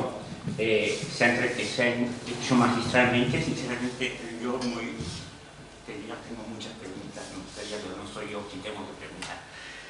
Voy a dar paso, como había dicho al comienzo, al representante del Centro Asturiano, el presidente adjunto, don Andrés Menéndez. Él es el que va a cerrar con las preguntas y dirigiendo las preguntas. El acto, gracias. Bueno, aunque sea un poco tarde, buenas tardes.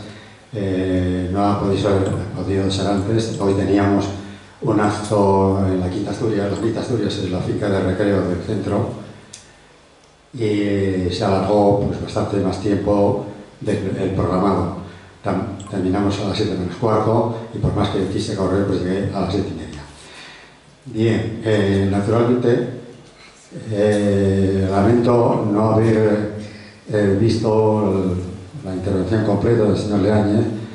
La parte que vi me encantó. Enhorabuena, me encantó porque me parece de verdad muy ilustrativa y estas cosas tenemos que conocerlas. Sí tuve la suerte de ver el programa completo del señor Antequera. Luis, amigo, eres extraordinario y no te voy a despedir yo ahora, entonces muy bien los dos. La parte que vi de Carlos y la tuya, muy bien. Y naturalmente pues ahora llega el momento en que los presentes pueden complementar la información preguntando a aquellos de los dos, lo que sí, naturalmente, como puede haber preguntas que no estén muy claras a quién van dirigidas, si se indica a quién preguntan, pues ya nos facilitaría la labor. Así es que, adelante, cuantas preguntas quieran hacer, no sé, supongo que estarán dispuestos a contestar cuantas preguntas quieran hacer, ¿sí? Ojalá que sea del desayuno. Sí, bueno, hay que ir a dormir a casa. O sea que, bueno, ¿Sí? Ustedes tienen la palabra. Aquí. Sí. El futuro del español en los Estados Unidos. Comentaste, por ejemplo, que llevabas a un banco y querías quiero hablar que me hablen español, ¿no? Y entonces me habían comentado que los latinos que de segunda generación, de los que han llegado a los Estados Unidos, que no quieren hablar el español, que solamente quieren hablar el inglés, porque lo consideran como una lengua secundaria. Eso... ¿Sí se me oye? Sí. No se oye muy bien, ¿eh? ¿Hola? No. ¿Sí? Al señor este no sé... No, si no tiene micro, pues entonces es lo que pasa. Sí, al que pregunta. Ya. Bueno, el español entre los, básicamente los mexicanos, suele perderse en la tercera generación. Es decir, los padres llegan, hablan español, sus hijos también, pero ya en la tercera generación la cuestión decae, ¿no? Y esto, de nuevo, yo pienso que por más voluntarismo que se ponga, el tema no va por el lado de imponer algo, sino por el lado de la representación que se tiene de la propia cultura. Cuando México cambie la visión que tiene actualmente de su historia y entronque con la cultura de base católica y la lengua española, que son las bases fundamentales de su ser nacional, otro gallo cantará y devengará el orgullo que debe devengar. El problema es que México, como toda Hispanoamérica, está tomada por no por una historiografía, sino por una mitografía, que básicamente lo que postula es que nosotros éramos santos indígenas que vivíamos en paz entre nosotros y con la naturaleza, que nosotros fuimos reprimidos ferozmente por unos barbudos que vinieron a violar, vejar, matar, etc. Y que ese periodo oscuro fue superado gracias a la irrupción de unos ángeles libertadores, ¿no? Esto que yo estoy contando de manera ultra resumida gravita en las mentes de muchísimos hispanoamericanos y es un relato victimista. Lo propio de la víctima es considerarse poseedora de cierta, digamos, superioridad moral, pero es profundamente impotente. es un relato deprimente y es un relato falso, porque nosotros, los hispanoamericanos y los mexicanos, por lo tanto también, no somos indígenas, nosotros somos básicamente un pueblo indohispánico, pero el elemento hispánico es el único que nos es común desde México hasta Chile. Y qué casualidad, ese es el elemento que se ataca, porque ese es el elemento que nos da la escala y la posibilidad de estar en el mundo de manera pertinente. Porque si nosotros vamos a devengar nuestra comunidad a partir del legado tlaxcalteca, caribe, apache, mapuche, etc., esos son legados completamente diferentes. Entonces, ¿qué es lo que quiero decir? En la medida en que México entronque con la grandeza del virreinato de la Nueva España y sea capaz de devengar de ello el orgullo correspondiente, entroncará con los elementos anímicos necesarios para no considerarse el último carro, la última rueda del carro. Esto es absolutamente fundamental. Es decir, nosotros vamos siendo poco porque estamos rellenos de mitos inoperantes y sobre todo mitos que nos amputan lo esencial de nuestro ser, que es el ser hispánico. Lo voy a poner de una manera muy gráfica. Cuando Francia se va de Argelia, bueno, en Argelia queda el Islam y el árabe. Si nosotros en Hispanoamérica hiciésemos que se fuese todo lo español, no quedaría nada, porque ya nosotros hablamos español y somos una cultura de lengua católica.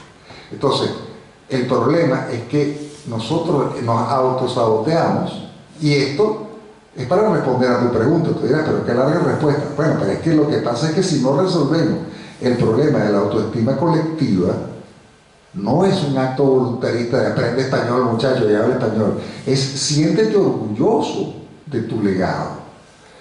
Yo estuve casado durante 35 años de buenos y leales servicios con una mujer francesa, que es una gran amiga mía actualmente. Bueno, y con ella tuve 2 hijos, vivíamos en Venezuela. ¿Tú crees que a ella se le ocurrió que nuestras hijas no iban a hablar francés? En ningún momento. ¿Por qué? Porque la autoestima del francés es alta. Es decir, y claro, nuestras hijas entonces son biculturales y bilingües, ¿no? Pero digamos, uno ve, por ejemplo, el italiano o el portugués que emigró a Venezuela, ellos pierden la lengua. Ellos pierden la lengua. Todos los franceses que están en Caracas, sus hijos hablan todo francés. Entonces, el tema tiene que ver con autoestima nacional. Nacional entendida como nación cultural en este caso.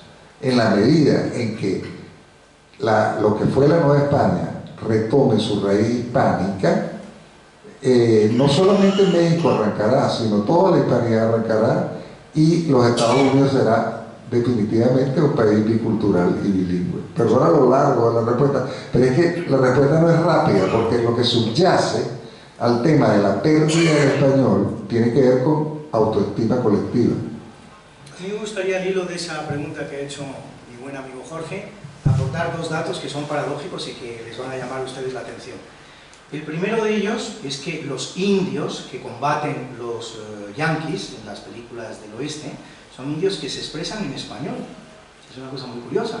Tienen ustedes el famoso caso de la película Fort Apache, es un caso muy bonito. Si ven ustedes el doblaje al español de esa película, aparece un sargento yanqui interpretando lo que dice el indio a su jefe, el coronel Custer, o como demonios se llame. El sargento está hablando con el indio algo así como guachi, guachi, guachi, y entonces le dice, el jefe indio dice que tal y que cual. Si ustedes van a la versión original de esa película, lo que están hablando ese sargento y ese indio es español. El sargento es de origen hispano y el indio, por supuesto, habla español. Y está traduciendo del español al inglés. La segunda paradoja que me gustaría añadir a la pregunta realizada por Jorge, si procedemos a una descomposición demográfica de lo que es la población norteamericana en los Estados Unidos actuales, llegamos a la conclusión de que un 0,89% de esa población son las poblaciones originarias de los Estados Unidos. Son esos indios que fueron exterminados por los colonizadores, por los conquistadores anglosajones. Un 0,89%, mestizaje cero. Nunca se produjo mestizaje entre esas poblaciones indígenas originarias de todo el oeste de los Estados Unidos con las poblaciones anglosajonas que las conquistaron. 0,89%. Sin embargo, al día de hoy, un 5% de la población norteamericana, un poco más o menos, es de origen mestizo, es de raza mestiza. ¿Quién nutre ese 5% de la raza mestiza que componen hoy día los Estados Unidos? Pues precisamente los mestizos hispanoamericanos que está recibiendo Estados Unidos desde México. Es decir, una vez más es el segmento español el que va a repoblar estos Estados Unidos de Norteamérica de lo que fueron las poblaciones originales. Fíjense ustedes qué paradoja más curiosa. 0,89% de las poblaciones, de la población de los pueblos originarios de los Estados Unidos frente al 5% que representa hoy la población indígena y mestiza en los Estados Unidos. No sé si saben ustedes, y con esto termino, que lo que le deja España a México son 5 millones de kilómetros cuadrados, le deja toda la Nueva España. La Nueva España se compone de México, se compone de las 5 pequeñas repúblicas que nacerán después al sur, es decir, Nicaragua, Guatemala, Salvador, Costa Rica y Panamá. No, Panamá viene de la parte colombiana, una quinta que no recuerdo ahora. Se compone de México, se compone de estas 5 pequeñas repúblicas y se compone de 2,5 millones de kilómetros cuadrados que hoy día forman parte del territorio estadounidense, que le va a robar el sustrato anglosajón existente en esa parte del continente americano a México en la guerra de 1848 que termina con el Tratado de Guadalupe Hidalgo. Es decir, en 2 palabras, España le deja a México 5 millones de kilómetros cuadrados. México al día de hoy tiene 1.900.000 kilómetros cuadrados.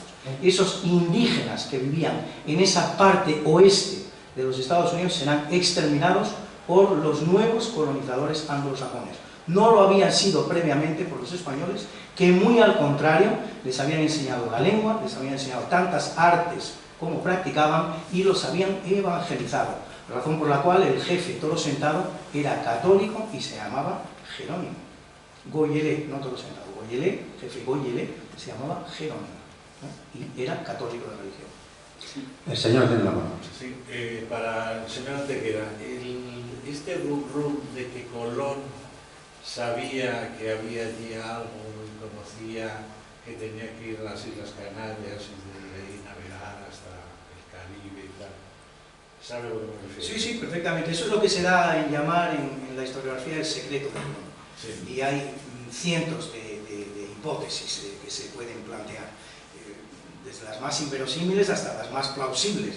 Se habla incluso de un prenauta que sería un marinero español por nombre Sánchez de Huelva, incluso se le da nombre, parece ser que le podría haber dado mapas, indicaciones de donde existía incluso algún pequeño yacimiento o concentración de metal aurífero. Esa es una de las hipótesis que existe. Otra hipótesis mucho más inverosímil, que el descubrimiento se hubiera producido al revés, es decir, que lo que hubiera llegado a Europa de alguna manera, por un naufragio, por un viento malo, por la razón que fuera, hubiera sido un indígena americano.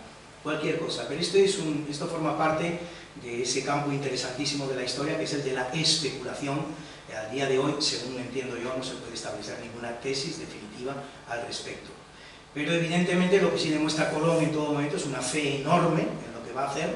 Era un hombre que ya tenía una avanzada edad, es un hombre que se muestra muy firme siempre en sus negociaciones, no se apea un solo punto porcentual en lo que son sus reivindicaciones frente a los reyes españoles. Él quiere el 5% de todo lo que encuentre y en ningún momento está dispuesto a apearse de esta reivindicación, incluso cuando parece que a pesar de su avanzada edad ya no va a poder llevar el proyecto adelante, pues incluso en ese momento se aferra a esas condiciones. Luego, evidentemente algún conocimiento tenía que tener, pero ¿cuál era ese conocimiento? Eso forma parte del campo de la especulación. De bajar a Canarias, o sea, que yo nunca me explico por qué sabía que tenía que bajar a Canarias, porque luego además todas las travesías... No, eso no es tan difícil de entender, eso no es tan difícil de entender, porque Canarias es el punto más occidental que se conoce en aquel momento en el Pacífico. todo lo que sea una expedición hacia el occidente, Pacífico no Atlántico, todo lo que sea una expedición hacia el occidente del Océano Atlántico tiene que poner su base en las Canarias. Podría haberla puesto, no digo que no, en Cabo Verde, porque los portugueses en esos años... Esto es un tema muy interesante también, los portugueses, vamos a ver, aquí pues, se podrían decir tantas cosas. Aquí tenemos todos algo que reivindicar. España tiene que reivindicar sus 3 siglos de gran dominio de la historia. Esos siglos son el siglo XVI, XVII y XVIII. Pero en la misma situación que nos encontramos los españoles de reivindicar la españolidad de esos 3 siglos, están los portugueses en la de reivindicar la portuguesidad de los 2 siglos anteriores. La gran potencia del mundo en los siglos XIV y XV es Portugal. Portugal, cuando ha terminado lo que es su reconquista, se desentiende completamente de lo que es el resto de la reconquista de la península, entiende que es algo que tienen que hacer los castellanos y se lanza a la mar. Y se lanza a buscar nuevas rutas y se lanza a descubrir nuevas tierras, con una filosofía que no tiene nada que ver con la que luego van a llevar a cabo los españoles, es completamente distinta. No me quiero adentrar en ese tema, pero es una filosofía completamente distinta. Pero indiscutiblemente durante los siglos XIV y XV son ellos los que llevan a cabo los grandes descubrimientos geográficos y marítimos que se descubren entonces, mientras Francia e Inglaterra están embaucados en una guerra tan hortera como la de los 100 años. Por 4 kilómetros cuadrados de posesión en Normandía, en Bretaña o donde sea. Los portugueses se han lanzado al mar y están haciendo los grandes descubrimientos y están convirtiendo a la corona portuguesa en la más rica del mundo, razón por la cual Carlos V, el hombre más poderoso de su época, tiene tanto interés en casarse precisamente con Isabel de Portugal, que pertenece a la casa monárquica más rica del mundo. ¿Qué quiere esto decir por lo que se refiere a su pregunta? Que efectivamente los portugueses habían hecho algún descubrimiento. Habían llegado ya a las Azores, llegarán en breve, habían llegado a Cabo Verde, es decir, esa línea occidental que venía marcando las Islas Canarias, la habían superado los portugueses ya en unas pocas millas náuticas. Pero evidentemente, si Cristóbal Colón está trabajando para la monarquía hispánica, no puede dirigirse ni a Cabo Verde ni a las Azores, se tiene que dirigir necesariamente a las Canarias. Todo el punto de partida de cualquier expedición hacia el occidente del Océano Atlántico tenía que nacer necesariamente en las Islas Canarias. Unas Islas Canarias que por otro lado estaban recientemente conquistadas, hasta tal punto recientemente conquistadas que la isla de Tenerife se va a conquistar 6 años después del descubrimiento de América, en 1498. Es decir, es la isla de Las Palmas, ¿no? Es la isla de Las Palmas la que han conquistado los españoles en aquel momento. No todavía Tenerife. ¿Tenerife a quién pertenece ya? A los guanches. Por favor, caballero. Hay un señor. ¿Usted? Señor, ¿no quiere hablar de atrás? Antes pidió la... No, entonces, Alvarosa, por favor. Gracias. ¿Y los 800 años que estuvieron aquí los árabes no cuentan? Pregunto. Claro que cuentan. Si quiere yo establezco algún nexo de vinculación. Es una pregunta, ¿eh? Sí. Los 800 años de presencia islámica en España son los que van a forjar el carácter de esos españoles del siglo XV y XVI que van a hacer posible todos estos descubrimientos de los que hemos hablado esta noche en esta escuela. Señora. A ver, hay 2 cosas. Una es para Carlos. Estoy observando que hay una invasión de anglicismos cada vez más abundante en el español y que suelen ser de tema científico y tecnológico.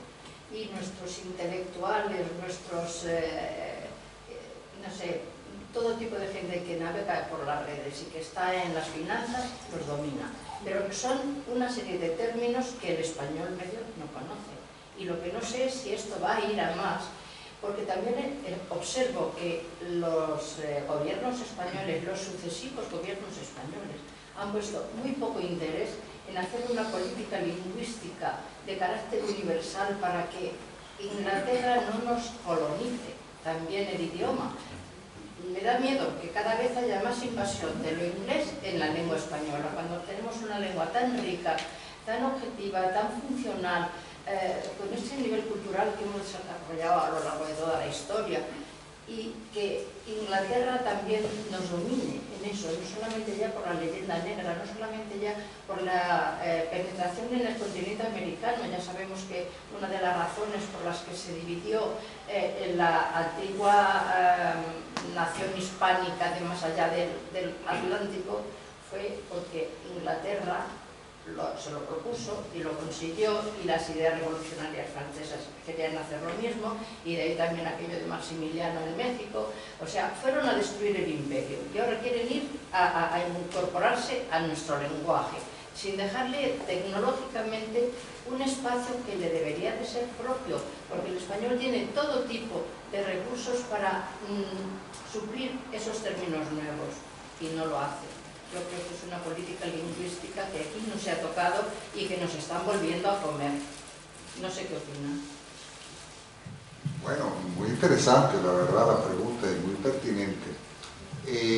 Vamos a ver, el anglicismo cotidiano, en la vida cotidiana del tipo, si usted desea recibir más información, le recomendamos que se suscriba a la newsletter y nosotros le enviaremos un email.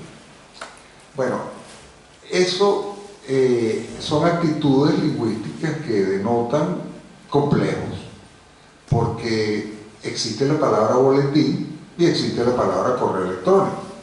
Es decir, cuando el anglicismo es no necesario, realmente allí hay un problema, de nuevo, de autoestima. ¿Qué tiene el newsletter que no tenga el boletín? Nada. O sea, cubre exactamente el mismo campo semántico. ¿Qué tiene el correo electrónico que tiene el email que no tenga el correo electrónico? Nada. Entonces, claro, esos son casos verdaderamente alarmantes, ¿no? Porque denotan una falta de autoestima lingüística, generan una actitud lingüística pobre. Sin embargo, comparativamente hablando, caramba, si usted tiene oportunidad de prender la televisión o algún medio y oír noticias o algo en italiano, la penetración del inglés en el italiano es tremenda. O sea, SIDA se dice AIDS, elecciones se dice Election Day. La nueva primera ministra acaba de hacer unos desfiles de orgullo familiar y se llama Family Pride. Uno dice, ¿qué?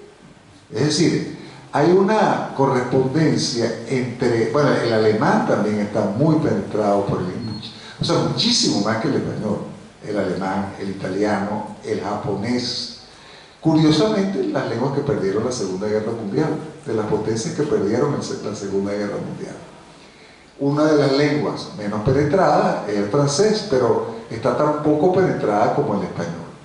Es normal que cuando hay hegemonías lingüísticas haya intercambios y se tomen muchos préstamos.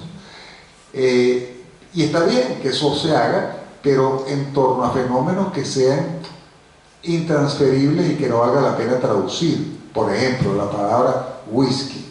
Bueno, ya no voy a ponerme a hacer una paráfrasis o inventar una nueva palabra si eso es un fenómeno irreductible de la cultura anglosajona. Yo sencillamente voy a decir whisky, ¿no? O whisky, que se escribe con G, la modificación para la grafía. Entonces, a mí me alarma sobre todo ese tema en lo que es en la vida cotidiana, porque permea a todo el mundo. Yo le confieso que comparativamente hablando, la penetración del español por parte del inglés en cuestiones que atañen a la cotidianidad es relativamente poca. Relativamente poca. Lo del italiano es a mansalva. En Alemania bastante notable y en Japón también. Es muy fuerte. Entonces, ahora, en lo que se refiere, usted habló de los tecnolectos, de las lenguas especializadas, ¿no? El campo científico, el campo tecnológico, las finanzas, y ciertamente allí también a veces hay vacíos terminológicos. Ahora, ¿cómo se resuelven estos temas?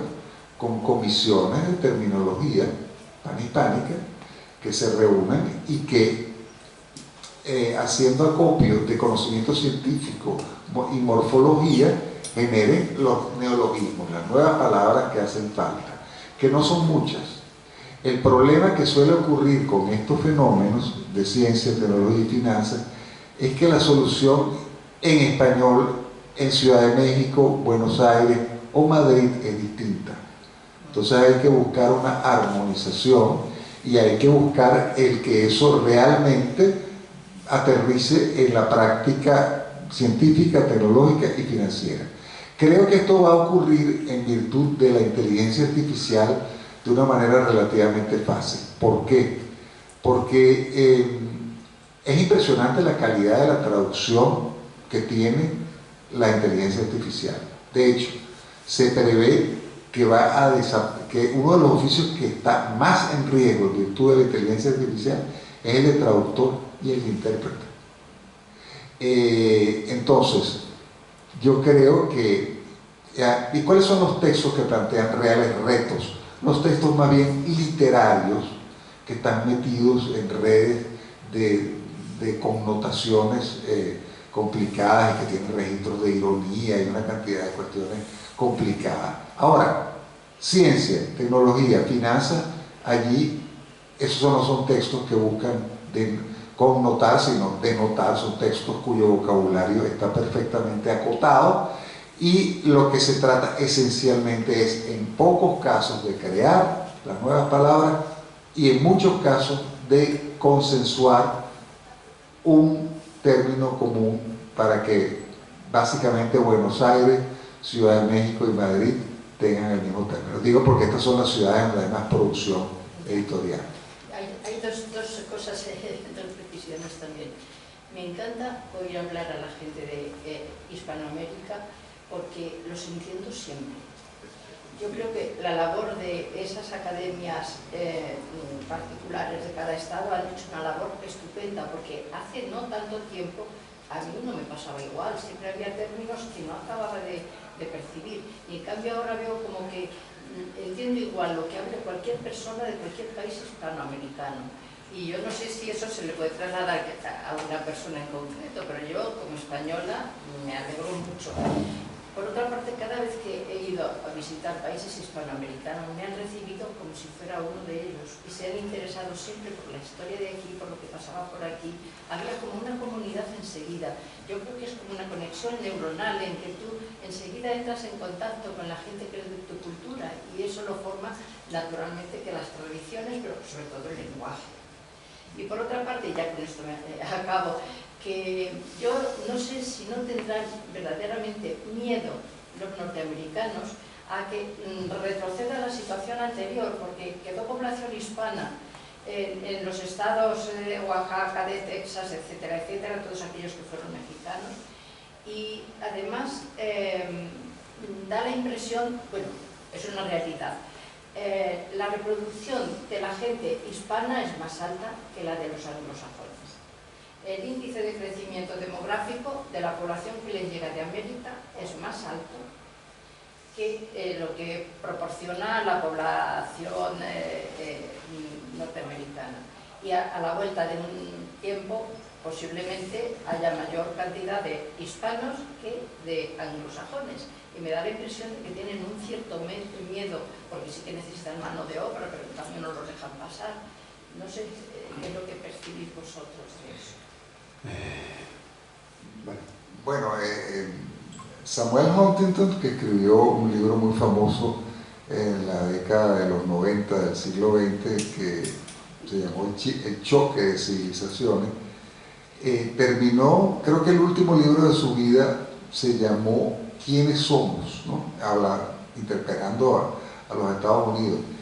Y yo cuando leí ese libro dije, oye, pero este libro puede ser resumido en una sola frase: estoy aterrado por una cucaracha latina que se metió en el quirófano aséptico anglosajón, ¿no? Yo sí siento que por parte de los sectores que supuestamente fundaron los Estados Unidos, porque también podemos decir que hubo una fundación hispana,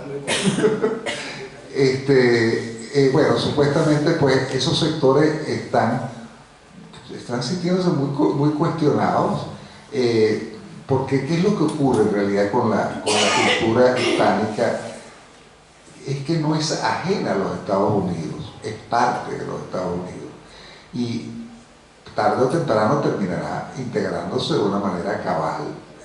Y ese proceso está dándose a conocer. Yo pienso que hay varias asociaciones en Estados Unidos dedicadas al cultivo del orgullo hispánico y que están haciendo una labor importante que hace que ya los Estados Unidos se den cuenta de que el cuento de Mayflower y los calvinistas que llegaron a unas costas de manera azarosa, ese no es el único cuento, ¿no? Hay otro cuento, y en ese otro cuento está España, estamos los hispanos, y somos absolutamente codeterminantes.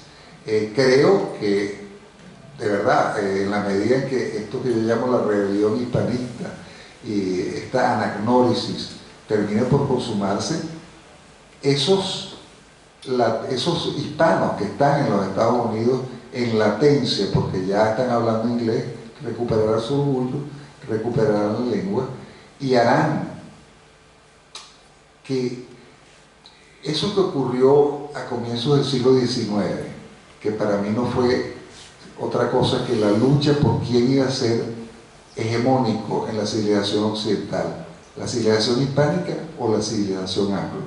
Ganó la civilización anglo. Y al ganar la civilización anglo se impuso un patrón civilizatorio darwiniano. Yo pienso que aquel que está informado por la cultura de base católica es mucho más equilibrado, mucho más humano, y yo pienso que a paso lento va retomando su posición. Yo creo que Luis debería decir algo. Sí, no, yo voy a hacer, sí, con tu permiso y agradecido además. Brevemente, dos Luis, pequeñas, brevemente, por favor. muy breve. Tenemos que terminar. La primera constitución de 1/3 del territorio de los Estados Unidos no fue la actual constitución elaborada en 1780 y tanto por el elemento anglosajón, fue la constitución de Cádiz de 1815. Todos los estados del occidente de los Estados Unidos, su primera constitución fue la Constitución Española de 1815. Otra cosa que me gustaría aportar, bueno, hemos abierto hoy día, y yo me felicito por eso, se ha abierto una línea de aceptación de lo que es la españolidad, de la esencia norteamericana, últimamente con esta visita de Biden a España y con tantos otros eventos, que pasa por el tema de la colaboración que los españoles, indiscutible, que los españoles hicimos en la independencia de los Estados Unidos. Este aspecto de la cuestión es el menos importante de todos. En el establecimiento del ser de los Estados Unidos, España está desde el siglo XVI, desde el principio, mucho antes de que esto ocurriera. El día que se establezca la relación existente entre España y la Constitución de los Estados Unidos, esta ayuda más o menos indirecta que llevó a cabo España en la independencia de los actuales Estados Unidos es el aspecto menos importante de la cuestión. La exploración de una buena parte del territorio norteamericano la van a hacer españoles. La colonización de una buena y la evangelización de una buena parte del actual territorio de los Estados Unidos la van a hacer los españoles. Por tanto, ya digo, esta colaboración española en la guerra de la independencia, está bien que por fin hablemos de ella, porque efectivamente se produjo, pero es el chocolate del loro, es la puntita del iceberg, hay mucho más por debajo de la superficie del mar. Bueno, muy bien, fantástico. No podemos ir más allá con preguntas porque es la hora de terminar. Y yo sí quiero decir que aparte de estos brillantes conferenciantes, hay personas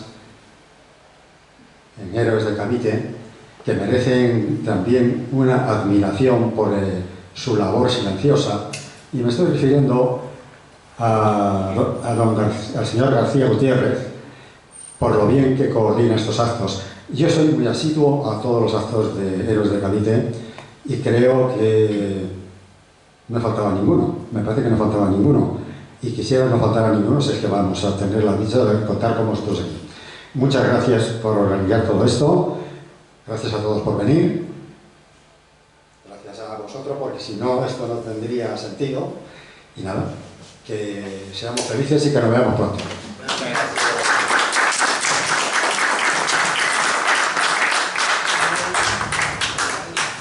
Si alguno deseara el libro que he escrito, ahí lo tenemos,